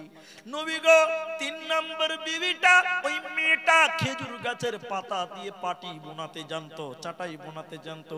ও দেখে দেখে দেখে দেখে আমার আগে দুটি স্ত্রী ছিল বাড়িতে, ওরাও শিখে নিয়েছে। এখন 3 স্ত্রী পাটি বুনিয়ে বিক্রি করে, আমি পায়ের উপরে পা তুলে বসে বসে খাই, কামাই করতে হচ্ছে না। তাহলে যারা এখন বরকত নাই, খালি ঘন ঘন বিয়ে করো নাকি? কালকে লালগোলা থানাতে আমাকে বানবে, এই মুলবি কি ফতোয়া দিয়েছে বলো? জিনা এটা নবীর জন্য গুরু মুজিজা, তাহলে আপনার আমার জন্য নয়। তবে আমি যেটা বুঝাতে চাইলাম, মহিলা হলো বাড়ির বরকত। সবাই বলুন কি বরকত? সুবহানাল্লাহ। বরকত হলো কি হলো না? বলো, বরকত হয়ে গেল। এজন্য কোনোদিন মেয়েদেরকে বুঝা মনে করবেন না। আপনার বাড়িতে আপনার বেটি আছে, ওটা আপনার বরকত, কাময়ে বরকত আনবে, বাড়িতে বরকত। বলে কেন? ওই মেয়েটার কপালে যা রুজি আল্লাহ লিখেছে, ওই রুজিটা বাপের ইনকামের মাধ্যম দিয়ে বাড়িতে আসবে। যেদিন আপনার বেটিটার বিয়ে হয়ে যাবে, জঙ্গিপুরে চলে যাবে রে, স্বামীর ঘরে চলে যাবে, আপনার বরকত স্বামীর নামে চলে যাবে, স্বামীর মাধ্যমে তার রুজিটা আসবে। অতএব আল্লাহ কোরআনে বলেছে, নবী হে, তুমি বলে দাও, ওয়ালা তাকতুলু আওলাদাকুম মিন ইমলাক, নাহনু নারযুকুকুম ওয়া ইয়াহুম। দরিদ্রর ভয়ে, খিদার ভয়ে তারা যেন সন্তান হত্যা না করে। রুজির মালিক আমি আল্লাহ, আমার নাম রাজ্জাক। শুধু তাই নয়, আল্লাহ তাবারাকা ওয়া তাআলার নবী আল্লাহ কোরআনে অন্য জায়গায় বলেছেন, এই পৃথিবীর লোকেরা তোমরা শুনে নাও, যারা বাচ্চাদেরকে হত্যা করে, কিয়ামতের দিন এই বাচ্চাটাকে আল্লাহ দাঁড় করাবেন। বাচ্চাকে দাঁড় করে আল্লাহ বলবেন, বাচ্চা তুমি বলো, তুমি কি এমন অপরাধ করেছিলে? তোমার বাবা তোমাকে হত্যা কেন করেছিল? বলো, তুমি কি অন্যায় করেছিলে বেটা? ওরে বাচ্চা তুমি বলো, তুমি কি এমন গুনাহ করেছিলে, অন্যায় করেছিলে? তোমার মা তার পেট নষ্ট করে দিয়েছিল। ওতে বাচ্চা সেদিন আপনার বিরুদ্ধে আল্লাহর কাছে নালিশ করবে, বিচার দিবে। ওতে পেটের বাচ্চা, বেটি রে, বোন রে, মা রে, যাদের বিয়ে হয়েছে বাচ্চা নেবেন, খুব সতর্ক হয়ে যাও, পেটের বাচ্চাকে নষ্ট করা যাবে না। 4 নাম্বার, আল্লাহ তাবারাকা ওয়া তাআলা কোরআনের ভিতরে বলছেন, নবী হে, তুমি বলে দাও, সিদেশ নগরের মুসলমানেরা শুনে নাও, যদি তোমরা জান্নাত যাবে, জাহান্নাম থেকে বাঁচবে। ওয়ালা তাকতুলু আওলাদাকুম মিন ইমলাক, নাহনু নারযুকুকুম ওয়া ইয়াহুম, ওয়ালা তাকরাবুল ফাওয়াহিসা মা যাহারা মিনহা ওয়া মা বাতান। আল্লাহ 4 নাম্বার বলছে প্রকাশ্যে হোক কিংবা গোপনে হোক ফাহিশা কাজ গুনার কাজের নিকটেও তোমরা হবে না। ওয়ালা তাকরাবুল ফাওয়াহিশা, তোমরা ফাহিশা কাজের নিকটে হবে না, সেটা প্রকাশ্যে হোক কিংবা গোপনে হোক, গুনার কাজের কাছে তোমরা যাবে না। রাত 1:30টার সময় রাস্তা দিয়ে 3 বন্ধু আসছিল, আস্তে আস্তে দেখছে জমিরুল চাচার আম গাছের আমগুলো পেকে লাল হয়ে গেছে। দু বন্ধু বলছে দেখ তো পারা যাবে নাকি বে। একজনে তাকিয়ে তাকিয়ে দেখছে কেউ আসছে নাকি। দুজন শিয়ালের মতন রাত 1:30টার সময় আম চুরি করে করে খেলো। আর তারা মনে করলো পৃথিবীর কেউ জানলো না, দুনিয়ার কেউ জানলো না, পৃথিবীর কেউ জানলো না। আমার আল্লাহ চুরি হতভাগারে, সারা পৃথিবী ঘুমিয়েছিল রে, কিন্তু আমি আল্লাহ ঘুমাই না, আমি সব দেখতে পেয়েছি রে। অতএব প্রকাশ্যে হোক কিংবা গোপনে হোক অন্যায় কাজ ফাহিশা কাজের কাছে তোমরা যাবে না। দুটি উদাহরণ দেব, তাহলে বুঝতে পারবেন, সহজে বুঝবেন। এই গ্রামে এই শীতেশনগরের জুমা মসজিদে আমি জুমার নামাজ পড়লাম। এদিকে দেখেন ভাই, জুমা মসজিদে জুমার নামাজ পড়লাম। নামাজ পড়ার পর এদিকে দেখেন, নামাজ পড়ার পর আমার পাশে একটা ছেলে নামাজ পড়লো, দাঁড়িয়ে আছে, দাঁড়িয়ে আছে, পাঞ্জাবি পড়েছে, ছেলেটা নামাজ পড়লো। আমি সালাম, আমাকে নামাজ পড়া হলে সালাম দিল। আমি বললাম তুমি কে? বলছে আমার নাম উবাইদুল্লাহ। তোমার বাপের নাম? আমার বাপের নাম আব্দুর রহিম। তোমার দাদুর নাম হাজি আব্দুল কুদ্দুস। মাশাআল্লাহ, ওই লিগেই তুমি নামাজ পড়ছো, ঠিক আছে। আসরের নামাজ পড়তে যাচ্ছি মসজিদে, ওই উবাইদুল্লাহ যে ছেলেটা নামাজ পড়ছিল দাঁড়িয়ে আছে, টুপি আছে, ওই ছেলে দেখছি এক জায়গায় জুয়া খেলছে, ওখানে দাঁড়িয়ে আছে। কথা ভালো করে বুঝবেন কথাটা। আমার মাথা কাজ করছে না, এই খ্যাপা নামাজি ছেলে জুয়া খেলছে। আমি বললাম ওবাইদুল্লাহ, জি মানো স্যার, তুমি জুয়া খেলছো? তুমি হাজি সাহেবের পোতা, তুমি জুয়া খেলছো? তুমি ছেলেটা বলছে ছি ছি ছি মানো না, আমি জুয়া খেলতে পারি, আমার দাদু হজ করেছে, আমি জুয়া খেলতে পারি। তুমি ওখানে কি করছো? ও আমার সবাই দোস্ত বন্ধুরা জুয়া খেলছে, আমি একটু দাঁড়িয়েছিলাম, আমি খেলি না। দাঁড়িয়ে থাকা যাবে?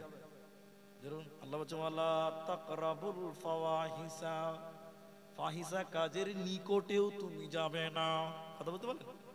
প্রকাশ্যে হোক কিংবা গোপনে হোক, যেটা খারাপ কাজ, গুনার কাজ, ওর নিকটবর্তী তুমি হবে না। আর গোপন বলতে আল্লাহর কাছে কিছুই না। আর একটা উদাহরণ দিলে পরিষ্কার হয়ে যাবেন, সাদা সাদা দুধকে দুধ বুঝে নেবেন। ইনি আমাদের উস্তাদ, ভালো করে বুঝেন, বুঝাবার জন্য বলছি। ইনি আমাদের উস্তাদ, আর আমরা 7 জন মুলবি উনার কাছে বুখারী পড়ছি। কথা আপনারা বুঝতে পারছেন তো? একদিন বুখারী দার্স দেওয়ার জন্য ক্লাসে এসেছে, তো 7 খানা আপেল নিয়েছে, আপেল সেব ফল, একটা করে চাকু নিয়েছে। আমরা বললাম আপনারা, আমরা দাওরা জামাতের ছাত্র মানে কি, আমরাও মুলবি হয়ে গেছি, খালি পাগড়ি মাথায় পড়তে যত দেব। তো আমরা বললাম না আপেল খেতে দিবেন নাকি? তো মাওলানা বলছে হ্যাঁ খাপা, আপেল খাবি? তো বলে হ্যাঁ। আচ্ছা ঠিক খাবি, তা আগে একটা পরীক্ষা দিতে হবে তোদের, তারপর আপেল খাবি। বলি কি পরীক্ষা? খুব ভালো করে শুনে, এই যে 7টা আপেল 7 জনাকে দিচ্ছি, 7টা চাকু, তোরা এখন খাবি না, এখন কিছু করতে হবে না, তোরা নিয়ে চলে যা। আগামী কালকে ক্লাসে তোরা 7টা আপেলকে 7 পিস করে নিয়ে আসবি, কিন্তু একটা শর্ত আছে। কি? এমন জায়গায় কাটবি, পিস করবি কেউ দেখতে না পায়। মাদ্রাসার তালবিল বুঝতে পারছেন কত চালু? মাদ্রাসার ছেলে মানে বুঝতে পারছেন কত চালাক? মাদ্রাসার ছাত্র আমরা বুঝি, হ্যাঁ মাওলানা এ তো মেরা বাঁ হাত কি খেল হয়, দেখেন কেটে দিতে পারছি কিনা। কালকে তারপরের দিন 7 জনা একদম আপেল নিয়ে রেডি হয়ে চলেছে, 7 পিস করে কেটেছে, কিন্তু একজন কাটতে পারেনি, 6 জন কেটেছে। একজনকে মারার জিজ্ঞাসা করছে, আমাকে জিজ্ঞাসা করছে, এই কোথায় কেটলি রে, কেউ দেখতে পায়নি তো? মাওলানা পায়খানাতে কেটেছি, কেউ দেখতে পাই নাই। আচ্ছা বলুন পায়খানা থেকে উকি মারবে, চামড়া থাকবে? তো আরেকজন ছাত্রকে বলছে, এই তুই কোথায় কাটলি রে? বলছে মাওলানা ক্যাথার তলে ঢুকে কেটেছি, কেউ দেখতে পাইনি। তো হেড মুলবি বলছে বাপ রে চালু রে, তোদের মতন ছাত্র তো দুনিয়াতে দরকার।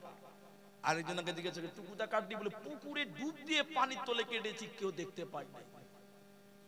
আরেকজনকে বলছে তুই কোথায় কাটলি? বলছে কলসির ভিতরে হাত ভরে কেটেছি, আমিও দেখতে পাই নাই। 7 6 জন বলে দিল। আর একটা ছেলে গোটা আপেলটাকে রেখে দিয়েছে ওই জায়গাতে।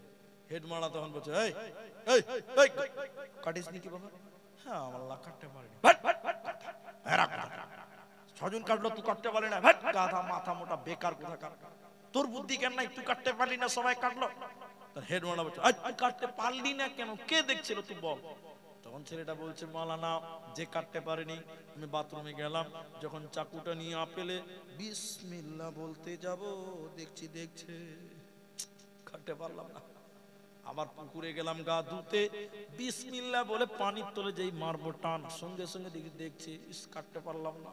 আমি যখন ঘরে ঢুকলাম কেতার তলে কাটতে পারলাম না। এবার হেডমানারা বলছে রে বেটা কে কে কে তোকে দেখছিল বল, কে তোকে তারা করে বেড়াচ্ছিল দেখছিল বল। তখন ছেলেটা বলছে মাওলানা যেখানেই কাটতে গেলাম দেখছি আমার আল্লাহ আমাকে দেখছে, এজন্য কাটতে পারিনি, পারলাম না। হেডমানারা বলছে বেটা তুই 100-তে 101 নাম্বার পেয়ে গেছিস, বাকি সবাই ফেল। এই বুদ্ধিটা কারো মাথায় নাই। পৃথিবীর লোক শুনে নাও, দুনিয়াতে কেউ তোমার পাপ যদি না দেখে কিন্তু তোমার আল্লাহ তোমাকে দেখবে। আয়াতুল কুরসির তাফসীরের ভিতরে লেখা আছে আল্লাহ ঘুমাই না, আল্লাহকে ঘুম পায় না। অতএব যখন গুনাহ করবে হুঁশিয়ার হয়ে করিও, সতর্ক হয়ে করিও, কারণ আল্লাহ সব জানতে পারছে মুসলমান। এজন্য 4 নাম্বার আল্লাহ বলে খবরদার গুনার কাজের কাছেও তোমরা যাবে না। আল্লাহ তাবারাক ওয়া তাআলা 5 নাম্বার বলছে ওরে মুসলমান ওয়ালা তাকতুলু নাফসাল্লাতী হারামাল্লাহু ইল্লা বিল হাক্কি, আমি আল্লাহ তোদের জন্য হারাম করে দিলাম মানুষ মার্ডার করবি না। ইসলামে কোনদিন সন্ত্রাসকে আশ্রয় দেয়নি, ইসলাম কোনদিন জঙ্গিবাদকে সাপোর্ট করেনি। অথচ আজকে পৃথিবীর দালাল মিডিয়া বলছে মাদ্রাসায় নাকি জঙ্গি তৈরি হয়, কোরআন নাকি জঙ্গিদের বই, কোরআন নাকি জঙ্গিদের বই, মাদ্রাসায় নাকি জঙ্গি তৈরি হয়। এই কথা মিডিয়া বলে বেড়াচ্ছে, দালাল মিডিয়া, গদি মিডিয়া। শুনে নাও ইসলাম কোনদিন জঙ্গিকে সাপোর্ট করে না, সন্ত্রাসবাদকে ইসলাম কোনদিন সাপোর্ট করে না। যারা মানুষ মার্ডার করে তারা কোনদিন ইসলামিক হতে পারে না, ওরা কোনদিন মুসলিম হতে পারে না। মুসলমানের কোন সন্ত্রাসের কোন ধর্ম নাই, ওর পরিচয় ও সন্ত্রাস। অতএব মুসলমান কোনদিন জঙ্গি হতে পারে না। তার কারণ আল্লাহ কোরআনে বলেছেন মান কাতালা নাফসান বিগাইরি নাফসিন আও ফাসাদিন ফিল আরদি ফাকান্নামা আও কুতিলান নাস। আল্লাহ তাবারাক ওয়া তাআলা কোরআনে বলছেন শুনে নাও, কেউ যদি অন্যায়ভাবে একজন মানুষকে মার্ডার করে, কেউ যদি অন্যায়ভাবে একজন মানুষকে মার্ডার করে, গোটা পৃথিবীর মানুষকে মার্ডার করলে যে পাপ হবে, একজন মানুষকে অন্যায়ভাবে মার্ডার করলে সেই পাপ হবে। অতএব মুসলমান তুমি শুনে নাও, আল্লাহ মানুষ মার্ডার করা হারাম করে দিয়েছে, সন্ত্রাসী কাণ্ড করাকে হারাম করে দিয়েছে। আজকে একজন নেতা, তার নাম আসাদউদ্দিন ওয়াইসি, নাম শুনেছেন আপনারা? আসাদউদ্দিন ওয়াইসি হায়দ্রাবাদের লোকটা, সে কোন পার্টি করে আমার দেখার দরকার নাই। তাকে সাংবাদিকরা জিজ্ঞাসা করছে হার মুসলমান আতঙ্কবাদী কিউ হতি হে, সব মুসলমানই কেন আতঙ্কবাদী হয়? তিনি এত সুন্দর জবাব দিয়েছিলেন যেটা মা বলে পারলাম না। তখন বলেছিলেন মনমোহনকে যে আপনার কিনা প্রধানমন্ত্রীকে যে হত্যা করেছিল সে কি মুসলমান ছিল? বলুন মুসলমান ছিল? মুসলমান ছিল না। অনেক সুন্দর করে তিনি বুঝিয়ে বলছিলেন তাহলে পৃথিবীতে যত বড় বড় হামলা হচ্ছে মুসলমানেরা, ইউক্রেন চলুন, এবার চলেন ফিলিস্তিনের দিকে চলুন, হাজার হাজার বোমা মারলো গাজা উপত্যকায়, একটা হসপিটালকে ধ্বংস করলো ইহুদিরা। এরা কেউ মুসলমান নয়, বরং মুসলমানদেরকে মারা হলো। তাহলে বলুন মুসলমান কি করে সন্ত্রাস হয়? অতএব ইসলাম কোনদিন অন্যায় ভাবে মানুষ মারতে বলে না। তবে কোরআনে একটা শব্দের পরে আল্লাহ বলেছে ইল্লা বিল হাক্কি, মানুষ হয়ে মানুষ মারিও না, তবে হকের সঙ্গে মারা যায়। 3 জনকে মারা যায়। কজনকে মারা যায় বললাম? বলুন একটু বলুন কজনকে? নারায়ে তাকবীর।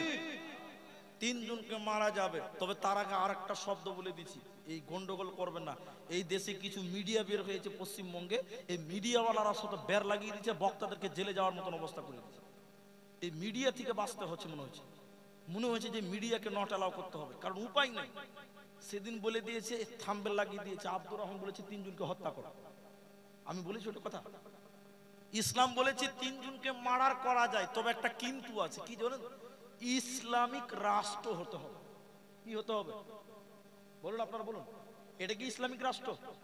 না, তাহলে এই দেশে ওই আইন চলবে না। কিন্তু কোরআনে আইন দিয়েছে, ওটা আমি বর্ণনা করছি। আমি আগেই বলছি এটা ইসলামিক রাষ্ট্র না, এটা চলবে না। তবে কোরআন বলছে কোরআনের আইন থাকলে 3 জনকে মারা যাবে। যদি কোরআনের আইন ইসলামের আইন থেকে কজনকে মারা যায় জোরে বলুন?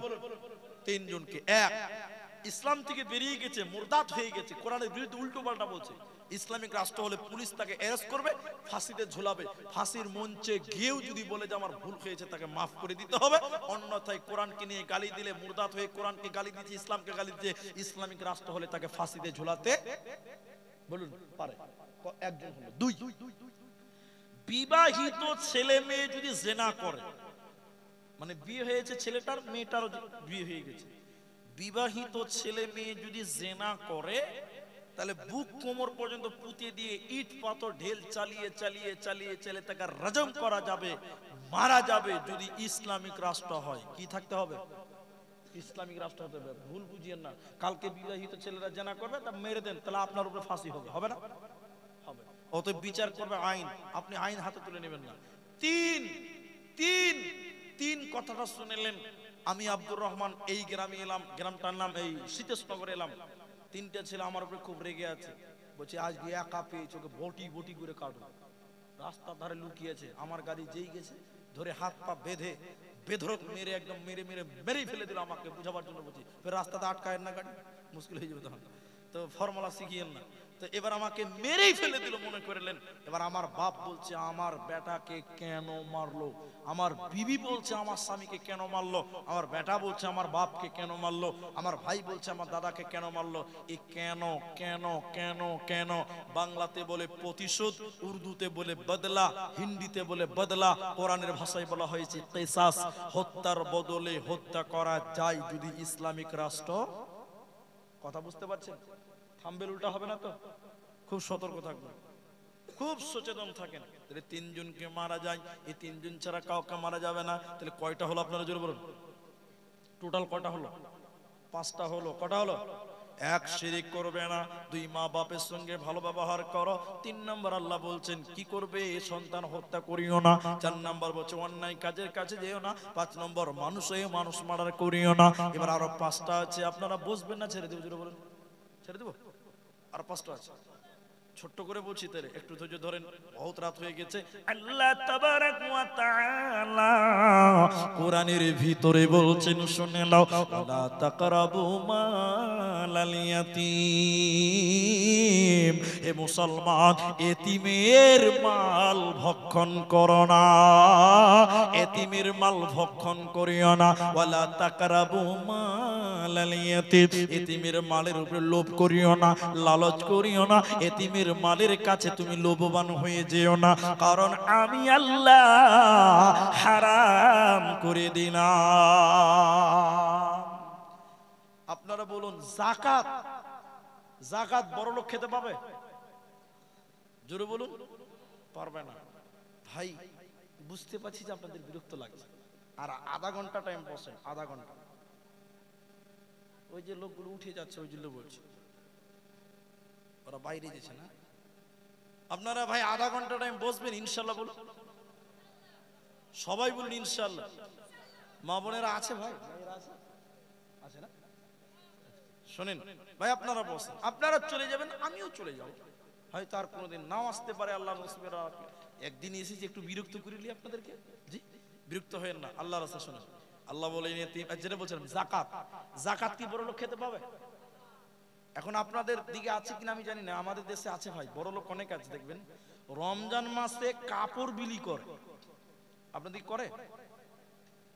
কাপড়, লুঙ্গি, পাঞ্জাবি বিলি করে, আপনার দিকে করে না? করে। বুঝে বড় লোক জাকাত বিলি করছে, বলে কি বিলি করছে রে? জাকাত। বলে লুঙ্গি বিক্রি করছে আর ওই কাপড় বিক্রি করছে। আচ্ছা বলুন, জাকাতটা কার হক? গরিবের। তো গরিবের হকে মালিক হাত চালাতে পাবে?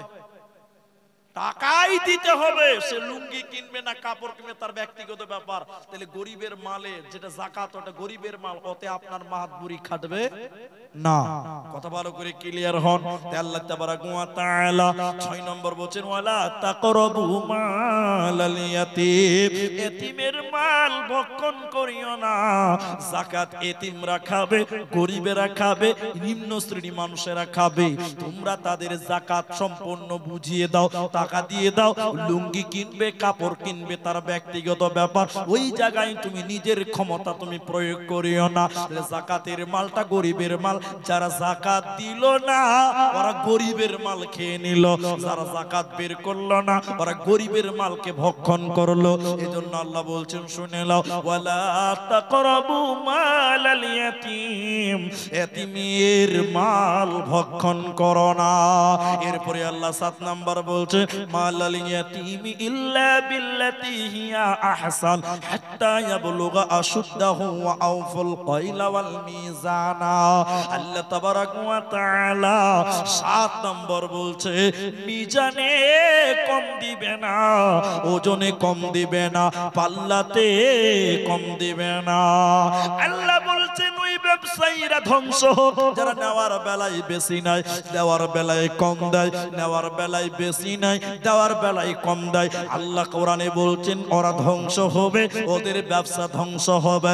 অতএব ওজনে কম দিলে মানুষের হক নষ্ট হবে, আর এই গুনাহ আল্লাহ ক্ষমা করবে না।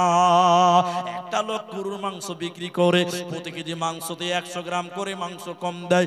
এই লোকটা যখন বয়স হয়ে গেল সাজদাতে পড়ে কেঁদে কেঁদে কেঁদে কেঁদে আল্লাহকে যদি বলে আল্লাহ ক্ষমা করো, আমি মানুষকে ওজনে কম দিয়েছিলাম, মাংসতে কম দিয়েছিলাম, আল্লাহ তুমি ক্ষমা করে দাও। বিশ্বনবী বলেছে, মুহাদ্দিসিনগণ বলেছেন এই লোকটা যদি সাজদা করে করে মারা যায় আল্লাহ এই পাপ ক্ষমা করবে না। যতজন মানুষকে মাংস কম দিয়েছিল, যতজনের হককে নষ্ট করেছিল, অতজন মানুষের কাছে ক্ষমা নিতে হবে, এই পাপ আল্লাহ ক্ষমা করবে না। এই জন্য আল্লাহ 7 নাম্বার হারাম করলে ওজনে কম দিবি না, পাল্লাতে কম দেবে না। 8 নম্বর আল্লাহ তাবারাক ওয়া তাআলা বলেন আমি সাধ্যের উপরে কার উপরে জুলুম করি না, যে যেটা বহন করতে পারবে না আমি আল্লাহ তার উপরে সেটা চাপাই না। হে মুসলমান শুনে নাও, আল্লাহ কোনটাই জুলুম করে না। লা ইউকাল্লিফুল্লাহু নাফসান, আল্লাহ মানুষের নাফসের উপরে জুলুম করে না। অতএব আল্লাহর আদেশগুলো মেনে নাও। আর 9 নম্বর এরপরে আল্লাহ তাবারাক ওয়া তাআলা কি বলছেন শুনে নাও, বিচারে সত্য সাক্ষী দিবে, খবরদার মিথ্যা সাক্ষী তোমরা দেবে না। বিচারে সত্য সাক্ষী দিবে, মিথ্যা সাক্ষী দিবে না। এরপরে আল্লাহ তাবারাক ওয়া তাআলা বলছেন যদি তুমি দুনিয়াতে দুনিয়ার বিচারে যদি মিথ্যা সাক্ষী দাও, দুনিয়ার বিচারে যদি তুমি বাপের দিকে তাকিয়ে মিথ্যা সাক্ষী দাও, ভাইয়ের দিকে তাকিয়ে মিথ্যা সাক্ষী দাও, আল্লাহর বিচারে তোমার কঠিন বিপদ হবে। অতএব দুনিয়ার বিচারে তুমি পক্ষপাতিত্ব করবে না, কারো দিকে তাকিয়ে সাক্ষী মিথ্যা দেবে না। আর এরপরে আল্লাহ তাবারাক ওয়া তাআলা বলেন ওয়াদা চুক্তি ভঙ্গ করবে না। তাহলে 5টা বলেছিলাম আর 5টা বললাম। এতিমের মাল ভক্ষণ করবে না, আপনার কিনা ওজনে কম দিবে না। এরপরে আল্লাহ বলেছেন সাধ্যের উপরে কারো জুলুম করিনি, যা আদেশ করেছি তা মেনে নাও। এরপরে আল্লাহ বলছে বিচারে মিথ্যা সাক্ষী দেবে না। আর 10 নম্বর আল্লাহ তাবারাক ওয়া তাআলা বলেন ওয়াদা চুক্তি ভঙ্গ করবে না। এই 10টা কথা বলার পর এই 10টা কথা বলার পর আল্লাহ তাবারাক ওয়া তাআলা এরপরে কোরআনে আবার বলছেন ওয়া আন্না হাযা সিরাতি মুস্তাকিমা, এটাই হলো আমার রাস্তা, এটাই আমার জান্নাতের রাস্তা, এটাই আমার সিরাতে মুস্তাকিমের রাস্তা। ফাত্তাবিউহু, এই রাস্তার ইত্তেবা তোমরা করো, এই রাস্তার তোমরা অনুসরণ করো। ফাতাফাররাকা বিকুম আন সাবিলি, এই রাস্তা থেকে তোমরা বিমুখ হয়ো না, কারণ এটা হলো সিরাতে মুস্তাকিম, এটা হিদায়াতের রাস্তা, এটা জান্নাতের রাস্তা রে। রে, এটাকে বলা হয় জান্নাতের লোকেশন। এই রাস্তার ইত্তেবা করো, এদিকে বিমুখ হয় না। এদিকে দেখেন আপনারা, এই হাদিসটা খালি আপনাকে দেখিয়ে দিচ্ছি। এটা একটা সাদা কাগজ, এদিকে দেখেন, সবাই দেখেন, মিডিয়াওয়ালারা দেখেন। আমি চক বোর্ড থাকলে আমি লিখে বুঝিয়ে দিতাম এই কথাটা, গোলাম মুর্তজার মতন। আল্লাহর নবী, এদিকে দেখেন মা বোন, পর্দাতে দেখেন, আল্লাহর নবী মসজিদের বারান্দাতে একটা সুজা দাগ দিলেন, এরকম সুজা করে একটা দাগ দিলেন, সুজা একটা দাগ। সবাই বলুন কটা? একটা। এরপরে ডান দিকে বাঁকা করে করে করে করে অনেকগুলো দাগ দিলেন, বাঁ দিকে অনেকগুলো দাগ দিলেন, মাঝখানে দাগ কটা? সবাই বলুন একটা। ডান দিকে অনেক, বাঁ দিকেও অনেক। এটা শাহাদা আঙ্গুল। এই আঙ্গুলটা ওই মাঝখানের একটা দাগে হাত রেখে বললেন, ইয়াজিদু মুতাফাররিকুতুন আলা কুল্লি সাবিলিন মিনহা শাইতান। সাহাবীরা, এটা দুনিয়ার অবস্থা। আল্লাহ নবী বলছেন, সুজা যেটা রাস্তা দেখতে পাচ্ছ দাগ, এটা হলো ইসলাম। এটা কি বললাম? ইসলাম, জান্নাতের রাস্তা, সিরাতে মুস্তাকিমের রাস্তা। এটা ডান দিকে অনেকগুলো দাগ, এই দাগের প্রতিটি মোড়ে মোড়ে মোড়ে মোড়ে শয়তান বসে আছে। কি বসে আছে বললাম? শয়তান। বাঁ দিকে যত রাস্তা দেখতে পাচ্ছ দাগ, এগুলো দুনিয়ার বিভ্রান্তিকর উদ্ভট দল। প্রতিটি দলের মোড়ে মোড়ে শয়তান বসে আছে। একটা রাস্তাকে মেনে নাও, সিরাতুল মুস্তাকিম। তাহলে এবার সবাই বলুন, ইসলাম জান্নাতের রাস্তা সুজা না বাঁকা? সুজা। তো ইসলাম কি নিয়ে যারা বাড়াবাড়ি করে, ওদের দলে আমরা নাই। একজন আমাকে বলছে যে ইসলামে সবকিছু জায়েজ আছে, কিন্তু মারামারি করা জায়েজ নাই। জি, একজন বলছে ইসলামে সব ঠিক আছে কিন্তু মারামারি করা। এখন আমরা মুসলমানরা একটু মারামারি করতে বেশি পছন্দ করছি মনে হচ্ছে দেখে। এই কথাগুলো যদি না শুনেন তাহলে আপনি বুঝতে পারবেন না। জার্জিস আনসারি, ইটাওয়া, উত্তরপ্রদেশ, ইউপি, অ্যারেস্ট হয়েছিল, আপনারা জানেন হয়তো, এখন মুক্তি আছে। ও যখন অ্যারেস্ট হলো, উত্তরপ্রদেশের কিছু জিলিপি হুজুর, বুঝতে পারলেন, কিছু জিলিপি হুজুর, ওরা মিষ্টি বিতরণ করেছিল যে আহলে হাদিস কা উলামা মুকাররির জার্জিস কো অ্যারেস্ট হো গয়া। এই জন্য আনন্দ হয়েছিল। এখন আপনাদেরকে যেটা বলতে চাইছি, জার্জিস মুসলমান না মুসলমান নয়? ওর কোরআন আর আমাদের বিরলিদের কোরআন এক না আলাদা? ওর নবী আর যারা মিষ্টি খেয়েছে তাদের নবী এক না আলাদা? সব এক। দিনের নাম, ওরও ইসলাম এরও ইসলাম, কোনো পার্থক্য আছে? নাই। কিছু কিছু হুজুরেরা মিষ্টি বিতরণ করলো কেন বলুন? কিছু কিছু ছোট ছোট কিছু কিছু সুন্নত, কিছু কিছু মুস্তাহাব আমল নিয়ে মতবিরোধ থাকবে থাকবে থাকবে, থাকতে পারে, কিন্তু সবাই আমরা মুসলমান, হ্যাঁ কিনা বলুন? সবাই বলুন। আমরা যদি ছোট ছোট বিষয় নিয়ে বিভ্রান্ত করি, তাহলে ইসলামের সৌন্দর্য প্রকাশ পায় না, ইসলামের ক্ষতি প্রকাশ পায়, ক্ষতি প্রকাশ পায়।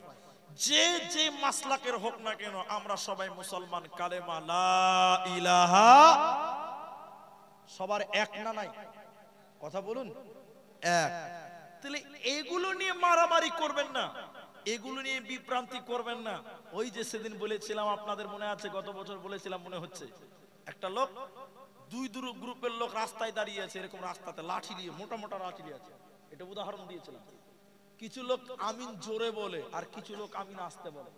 এই দু গ্রুপ। আমরা আমিন কি বলি? জোরে না আস্তে? জোরে বলি। কিছু লোক আমাদের ভাইয়েরা কিছু আছে আস্তে বলে না। গালি দিতে পারবেন? গালি দেওয়া যাবে না, যাবে? গালি দেওয়া যাবে না। এখন দুই গ্রুপের লোক লাঠি দিয়ে আছে, এটা বুঝাবার জন্য বলেছিলাম। রাস্তাতে যাকে পাইছে তাকেই মারছে। একজনকে ধরে বলছে, বল আমিন জোরে না আস্তে? বলেছে যে আমিন জোরে। যখন জোরে বলেছে, তারা আস্তে বলে একটা লাঠি দিয়ে পিটে দিয়ে, মার খেয়ে পিটলে আর বলছে, ভাই নামাজ পড়ো, মার খেয়েছি, কাল থেকে নামাজ পড়বো না। বলুন ভালো হলো না ক্ষতি হলো? বলুন।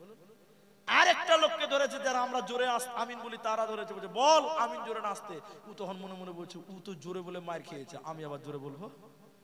ও তখন বলছে আমিন আসতে। যখন আসতে বলেছে, আমরাও তাকে পিটিয়ে দিয়েছি, আমরাও। তখন ইও বলছে, ভাই নামাজ পড়ে মার খেলাম, তাহলে আর নামাজ টামাজ পড়বো না ভাই। ক্ষতি হলো না বলুন? আরেকটা লোক দাঁড়িয়ে আছে মাঝখানে, দু গ্রুপের লোক লাঠি নিয়েছে, দু গ্রুপের লোক বলছে বল আমি নামাজে আসতে না জোরে, ও দেখছি শালা আসতে বললো মার খাবো, জোরে বললো মার খাবো। ও তখন বলছে ভাই আমি নামাজই পড়ি না। আমি কি করি না? আপনি হাসলেন, কথাটা হাসার নয় তো। ও যেটা শিক্ষা দিতে চাইছে, ও বলতে চাইছে তোরা নামাজ পড়িস, শালা তোরাই খারাপ, তোরা মারামারি করছিস। আমি নামাজ পড়িনি তো মার খেলাম না। কথা হ্যাঁ কিনা বলুন? তাহলে সব যে যা করছে করতে দেন, আমাদের কালেমা এক, আমাদের আল্লাহ এক, আমাদের নবী এক, সব যদি ঠিক আছে তাহলে আমাদের সুন্নত মুস্তাহাব নিয়ে গন্ডগোল থাকতে পারে, তা নিয়ে মারামারি গালাগালি করা কোনো মতেও উচিত নয়। কারণ ইসলাম সুজা, আমরা সবাই মিলেমিশে চলবো। আল্লাহ কোরআন বললেন ওয়া আন্না হাযা, এটাই হলো আমার রাস্তা, সুজা রাস্তা, ফাত্তাবিউহু, এই রাস্তার ইত্তেবা করো, ওয়ালা তাত্তাবিউস সুবুল, এই রাস্তা, এই ফাতাফাররাকা বিকুম আন সাবিল, এই রাস্তাগুলো থেকে তোমরা বিমুখ হইও না, এই সোজা রাস্তা থেকে বিমুখ হইও না। তুমি যদি আল্লাহর সোজা রাস্তা থেকে বিমুখ হয়ে যাও, আল্লাহর জান্নাত পাবে না, পাবে না। ভাই এই যে জালসার কাগজটা দেখছেন, আপনাদেরকে আমি জোর হাত করতে পারবো, আপনাদের এত রাত অবধি বসেছেন। অনেক লোক বলছে যে 4টা অবধি বসবো, আপনি বসেন, আমি আব্দুর রহমান উঠে যাইনি। তবে আপনাদের যে কথাটা আমি বলছি, বহুত রাত হয়ে গেছে, সীতেশনগর জুমা মসজিদের জালসা। আমি যদি আপনার কাছে দান চাই, আপনি যদি না দেন, আমি কি জোর করতে পারবো? বলুন, জোর করতে পারবো? পারবো না। এখানে যেটি মানুষ আছেন, এগুলো কি বলতে হবে নাকি? দান দিয়ে দিয়েছে, একটু রাখেন। এখানে যেটি মানুষ আপনারা আছেন, আপনারা 15টা মিনিট অন্তত একজন উঠিয়েন না। আমি আপনাদের কাছে কিছু চাইবো, মন চাইলে দেবেন, না চাইলে না দেবেন। বসবেন, বসবেন, বসবেন, সবাই বলুন ইনশা। যারা চলে যাবেন, দাঁড়িয়ে আছেন, বসেন। 15 মিনিট টাইম আপনি দেখেন, আমি দেখছি। অনেকগুলো দানের খাতাতে লেখা হয়ে গেছে। তার আগে আমি আপনাদের সঙ্গে এই 15 মিনিট একটা জরুরি কথার মধ্যে, আজকের যে মসজিদের জালসা, এই জালসার পেছনে অনেক খরচ, অনেক বাজেট আছে। ভাইয়েরা, মায়েরা, বেটিরা, বোনেরা যারা আছেন, চলাচল বন্ধ করেন, একদম স্টপ হয়ে যান। আমার এই কথাটা খালি আপনি মাথায় নেন, যে তারপরে আপনার কাছে কিছু চাইবো, তার আগে কেউ উঠবেন না, উঠবেন না, উঠবেন না, একদম স্টপ হন।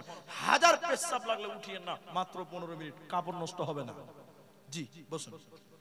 আল্লাহর নবী বলেছেন, আমার উম্মতের অভ্যাস হলো মালি মালি মালি, আমার উম্মতের অভ্যাস হলো টাকা টাকা টাকা টাকা। কিন্তু বলুন, দুনিয়াতে যতই কামাই করেন না কেন, এগুলো আপনার চিরস্থায়ী নয়। চিরস্থায়ী? বলুন, আপনারা বলুন। আপনি 3 তলা বাড়ি করেছেন, মরে গেলে আপনাকে কবরে রাখা হবে, 3 তলা বাড়ি আপনার চিরস্থায়ী হলো? সবাই বলুন, একটু বলুন। না, হলো না। আপনি 10 বিঘা জমি কিনেছিলেন, জীবনে আপনি কামাই করে করে করে করে, মরে গেলে আপনার দিকে, এদিকে হবে 1.5 হাত, এদিকে হবে 4 হাত 5 হাত, তার চেয়ে বেশি জায়গা আপনাকে দেবে না। দেবে? জোরে বলুন। তাহলে 10 বিঘা আপনার চিরস্থায়ী? চিরস্থায়ী না। আপনি 4টা পুকুর করে গেছেন, মরে গেলে আপনার মাটি হবে ওই মাত্র একটা ছোট্ট জায়গাতে, পুকুরগুলো ছেলে মেয়েরা ভাগ করবে। তাহলে এগুলো আপনার কোনোটাই চিরস্থায়ী নয়। কিন্তু একটা আপনার চিরস্থায়ী, চিরস্থায়ী আপনার ওটা একটা জিনিস আছে, যেটা আপনি কোনোদিন কল্পনা করতে পারেননি। আজকে আপনাকে বলছি, দান করিয়েন না, বসেন, যখন চাইবো তখন দিবেন, তার আগে উঠিয়েন না। কথাটা খালি শুনেন। আজকে এই মসজিদে আপনি 1000 টাকা দান করলেন, মরে গেলেন, এদিকে দেখেন, মরে গেলেন, এই 1000 টাকার নেকি ছেলে মেয়ে, বহু, বেটি, নাতি, পোতা, ছেলে, এরা কেউ পাবে? বলুন, এই 1000 টাকার নেকিটা কে পাবে? যে দান করবে। তাহলে সব কামাই করেছেন, মরে গেলে সব ছেলে মেয়েরা নিবে, কিছু আপনার না। কিন্তু যেটা দান করে যাবেন, এটাই আপনার, এটাই আপনার, এটাই আপনার। বাকি কোনো কিছু নিজের হতে পারে? জোরে বলুন। এবার আপনাকে হিসাব করতে বলছি, এদিকে তাকান, আমার দিকে তাকান। এবার আপনাকে হিসাব করতে বলেছি, সারা জীবনে 30 লাখ টাকা কামিয়েছেন। এবার আপনাকে বলি, আপনার কয় টাকা? 1 টাকাও আছে আপনার? এই বাবু, এই ওইদিকে ফের চালসা চালু করে দিয়েছো। মাইক লিবি নাকি রে বাবু? শোনো এদিকে শোনো আমাদেরকে। তাহলে আপনার কিছুই নাই, সব পরের। খালি চোখটা বন্ধ হতে দেন, জমি ছেলে মেয়েরা ভাগ করবে, এক কানা কুড়িও আপনার জন্য দান করবে না। করবে? এখনকার ছেলে মেয়েরা দান করে বাপের জন্য? খুব কম, খুব কম, খুব কম। ছোট্ট করে এই কথাটা বলে আপনাদের কাছে আবেদন করব, ভাই কেউ চলে যাবেন না। আল্লাহর ঘর মসজিদের জন্য, আল্লাহর ঘর মসজিদের জন্য। দুনিয়াতে তো অনেক কামাই করলেন, অনেক টাকা অনেক পয়সা সব ছেলে মেয়েরাই নিয়ে নেবে। আল্লাহর ঘর মসজিদের জন্য এখানে যেটি মানুষ আছেন এই 13-14 মিনিটের ভিতরে একটা মানুষ আপনাদের কাছ থেকে আমি চাইছি, 2 জন 5 জন 10 জন 20 জন নয়, একটা মুর্শিদাবাদের লালগোলা, ভগবানগোলা, অত্র এলাকার, সীতেশনগর এলাকার মানুষের ভিতরে একটা বিবেকবান মানুষ যে মাওলানা জীবনে অনেক টাকা কামাই করেছি কিন্তু কোনোটাই আমার নিজের কাজে লাগছে না, সব ছেলে মেয়েদের জন্য। আমি আজকে বুঝলাম যে আমার কিচ্ছু নাই, যেটা আমি দান করলাম এটাই আমার। একটা লোক এই নিয়ত করে বলতে পারেন যে আমি আমার জন্য জমা করলাম আল্লাহর কাছে। আল্লাহ কোনোদিন খেয়ানতি করতে পারে না, নাউজুবিল্লাহ, আস্তাগফিরুল্লাহ। আল্লাহর কাছে আমি জমা করলাম, মাত্র 5,000 টাকা দিবেন, এইরকম একটা লোক হাত তুলে দেখাতে পারবেন যে মাওলানা মসজিদ আল্লাহর ঘর, আমি আল্লাহর রাস্তায় 5,000 টাকা জমা করলাম। দান বলতে পারেন, জমাও বলতে পারেন, কারণ এর বিনিময় একদিন আল্লাহ আপনাকে দেবে। দেবে না বাবা? একজন লোক আল্লাহর অ্যাকাউন্টে জমা করবেন, আল্লাহর মসজিদের জন্য দিবেন, একটা লোক 5,000 টাকা। আজকের বৈঠক থেকে বলুন যে মাওলানা সব নষ্ট করে দিয়েছি ছেলে মেয়ের জন্য, নিজের জন্য কিছু করতে পারলাম না, জান 5,000 টাকা আমি দেব। এখন টাকা নিয়ে আসেনি, এক সপ্তাহ 1 মাসের মধ্যে আমি এই মসজিদের জন্য 5,000 টাকা দেব। এরকম বিবেকবান মানুষ একটা হাত তুলতে বলেছে। কেউ পারবেন না ভাই? এই যুবকেরা, বৃদ্ধ যারা বয়স্ক এসছেন, মুরব্বী হয়ে গেছেন, যারা ব্যবসা করেন, রাজমিস্ত্রি করেন, লেবারি করেন, ঠিকাদারি করেন, একটা লোক 5,000 টাকা এই সীতেশনগর জুমা মসজিদের জন্য দেবেন, এরকম কেউ নাই। এখন না পারলে পরেই দিবেন, শুধু আপনি মুসাফাটা আমার সঙ্গে করেন যে মাওলানা আমি। কোনটা ওটা? কোন আয়াতুল্লাহ? কই ভাই আয়াতুল্লাহ? ভাই কোন? আপনি আসেন, সামনে আসেন। আপনারা খালি বসেন, দোয়া করবেন। মাশাআল্লাহ, হায়াতুল্লাহ না আয়াতুল্লাহ, হাই স্কুলের মাস্টার। মাশাআল্লাহ, ছেলে মেয়ে কটা? দুটো, একটা ছেলে একটা মেয়ে নাকি? মাশাআল্লাহ, মাশাআল্লাহ। পরিবারের সুখ আল্লাহ তুমি শান্তি দাও, সকলে বলুন আল্লাহুম্মা আমিন। বলুন আমিন। বাবা মা আছে? মাশাআল্লাহ, বাবা মায়ের নেক হায়াত আল্লাহ তুমি দাও, সকলে বলুন আল্লাহুম্মা আমিন। তো হাই স্কুলের মাস্টার আর কিছু আবদার করতে পারবো? যদি আপনি ইনসাফ করে বলেন আমি করবো না, আপনি বলেন আর কিছু বলিয়ে দেন, এটা মসজিদের জলসা। আরো 5 দিয়ে দিবেন, জান লেখেন, জোরে জোরে নয়। তিনি 25,000 টাকা দিবেন। আল্লাহ তুমি কামায়ে বরকত দাও, সবাই বলুন আল্লাহুম্মা আমিন। আল্লাহ তুমি তার পরিবারের সুখ শান্তি দাও, ছেলে মেয়েদের সুশিক্ষায় শিক্ষিত করো, বলি আল্লাহুম্মা আমিন। আল্লাহ মা বাপকে তুমি নেক হায়াত, ঈমানি হায়াত দাও, সবাই বলুন আল্লাহুম্মা আমিন। ভাই 5,000 টাকা একটা লোক কেউ পারবেন না ভাই? আপনাদের ভিতর থেকে কেউ নাই যে এই মসজিদটাতে দিব মাওলানা এখন নিয়ে আসেনি, 1 মাস পরে আপনি দিবেন? একটা হলো খালি এন্ট্রি করেন যে মাওলানা 5,000 টাকা বললেন তো দিয়ে দেব ইনশাআল্লাহ, এটা আপনি আল্লাহর রাস্তায় পাবেন। দেন। ইকবাল হাসান লিখিয়েছেন খাতাতে 5,000 টাকা। মাশাআল্লাহ, জাযাকুমুল্লাহ, হাইয়াকাল্লাহ, বারাকাল্লাহ। আল্লাহ ইকবালের কামাই রুজি রোজগারে বরকত দাও, সবাই বলুন আল্লাহুম্মা আমিন। আল্লাহুম্মা সাল্লি আলাই, আল্লাহুম্মা বারিক আলাই, সবাই বলুন আমিন। দোয়া শুনলে আমিন বলতে হয়। ভাই আপনাদের ভিতর থেকে আমি চেয়েছিলাম কমসে কম একজন মানুষ, আমি চেয়েছিলাম, যাক অনেকে মনে করবেন যে মাওলানা আমরা তো দিয়ে দিয়েছি, দেখেন এটা দান।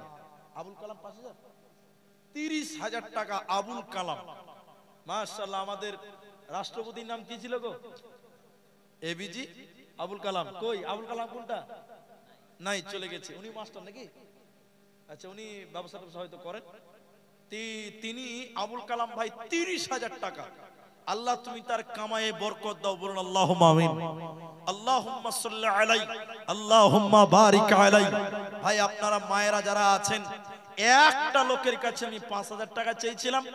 যদি মনে করেন না আপনার আবদার আমরা মানবো না বা আপনার আবদার আমরা পূরণ করব না, তাহলে আপনারা যেইটি মানুষ আমার সামনে আসেন কমসে কম 1,000 টাকা করে 5টা লোক দিয়ে আমার আবদারটা পূরণ করেন।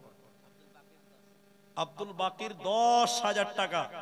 আল্লাহ তুমি তার কামায়ে বরকত দাও, পরিবারের সুখ শান্তি দাও, বলুন আল্লাহুম্মা আমিন। জাযাকুমুল্লাহ। জোহরুল আমিন 50 ব্যাগ সিমেন্ট মসজিদের জন্য, আল্লাহ গো তার দান কবুল করো, বিনিময়ে তুমি জান্নাতের উচ্চ মাকাম দিয়ে, বলুন আল্লাহুম্মা আমিন। জাযাকাল্লাহ, হাইয়াকাল্লাহ, বারাকাল্লাহ। অনেকজন অনেক টাকা এখানে দান নিল, এই দান আল্লাহ তুমি করো গো কবুল। আরো কেউ 50 বস্তা সিমেন্টও দান নিল, এই দান মাবুদ তুমি করো গো কবুল। আল্লাহুম্মা সাল্লি আলাইহিম, আল্লাহুম্মা বারিক আলাইহিম। ভাই উঠে যায় না, আপনি দান করিয়েন না, আমার টাইমটা আপনি মেকআপ করেন, আপনারা উঠিয়েন না, আল্লাহর রাস্তা। বাবলু দিয়েছেন 5,000 টাকা। জাযাকুমুল্লাহ, হাইয়াকাল্লাহ, বারাকাল্লাহ। বলুন আপনাদের ভিতর থেকে কেউ বলুন, 3 জন লিখিয়েছেন 5,000 টাকা করে হলো। আসুন আল্লাহর বান্দা যারা দিবেন এই ময়দানে, আপনাদের কাছে 1,000 টাকা হলো আবদার করেছি, একটা হলো আসুন 1,000 টাকা। আমার মা বোনের আপনারা যারা আছেন অনেক দান দিয়েছেন, অনেকেই বাকিও আছেন। মা বোন আপনাদের ভিতর থেকে যদি কিছুই না থাকে, মুর্শিদাবাদের ফিরোজ আলী, কোনটা ফিরোজ আলী নাই, ফিরোজ আলী 5,000 টাকা। 4 জন আল্লাহুম্মা আমিন, আল্লাহুম্মা সাল্লি আলাই, আল্লাহুম্মা বারিক আলাই। আমার মায়েরা, আমার বোনেরা, কিছুই যদি আপনাদের কাছে না থাকে, কমসে কম একটা করে আংটি আজকে মসজিদে দিয়ে দেন, আল্লাহ আপনাকে খাদিজাতুল কুবরার মতন কবুল করবেন। ভাই আপনাদের কাছে বিনীত অনুরোধ করি যে আপনি দান দিচ্ছেন নাকি, এদিকে আসেন, আমার সামনে আসেন। ওরা দান চাইনি, আপনি ওইদিকে দিয়েছেন, আর আমি চেয়েছি তো আমি পাচ্ছি। মাশাআল্লাহ। কি নাম ভাই? কোথা বাড়ি? এখানেই বাড়ি। মুনজারুল ইসলাম। কি কাজ করেন? রাজমিস্ত্রি, হেডমিস্ত্রি। হেডমিস্ত্রি, ঠিক আছে। জাযাকুমুল্লাহ, হাইয়াকাল্লাহ, বারাকাল্লাহ। মুনজারুল ইসলাম, আল্লাহ গো 1,000 টাকা দিল, আল্লাহ তুমি তার ইজ্জত সম্মান বাড়িয়ে দাও, কামাই আল্লাহ বরকত দাও, আলেমের সম্মান রেখেছে, আল্লাহ তুমি তার সম্মান বৃদ্ধি করো। আল্লাহুম্মা আমিন, আমিন, আমিন। মা বোন আপনাদের কাছে পাঠান, মেয়েদের কাছেও পাঠান। আব্দুল হাই মৃত হাফিজ সাহেব মারা গেছেন, তার স্ত্রী দিয়েছেন 10,000 টাকা। আল্লাহ গো তিনি মারা গেছেন, আল্লাহ তার কবরের শাস্তি মার্জনা করো, বলুন আল্লাহুম্মা আমিন। আচ্ছা মেয়েদের প্যান্ডেলে ভলেন্টিয়ার আছে ভাই? নারীদের প্যান্ডেলে একটু ভলেন্টিয়ার পাঠান। আমার মায়েরা 2 টাকা, 1 টাকা, 5 টাকা, 10 টাকা, যার যা আছে। কিছুই যদি না থাকে মায়েরা, আজকের ময়দানে একটা গয়না হয় নাকের ফুল দেন, নাহলে একটা আংটি দেন, আল্লাহ আপনাদের খাদিজাতুল কুবরার মতন কবুল করবে। দেখি শীতেশনগরের মায়েরা কে আছেন, একটা হলো গয়না আমি আপনাদের কাছে দাবি করি। মায়েদের প্যান্ডেলে কেউ যান, আল্লাহর বান্দা আপনাদের ভিতরে বলেন 1,000 টাকা একজন দিলেন আমার ভাই, আর কেউ পারবেন না 1,000 টাকা দিনে বলা? তোমরা ভুলে গেছো।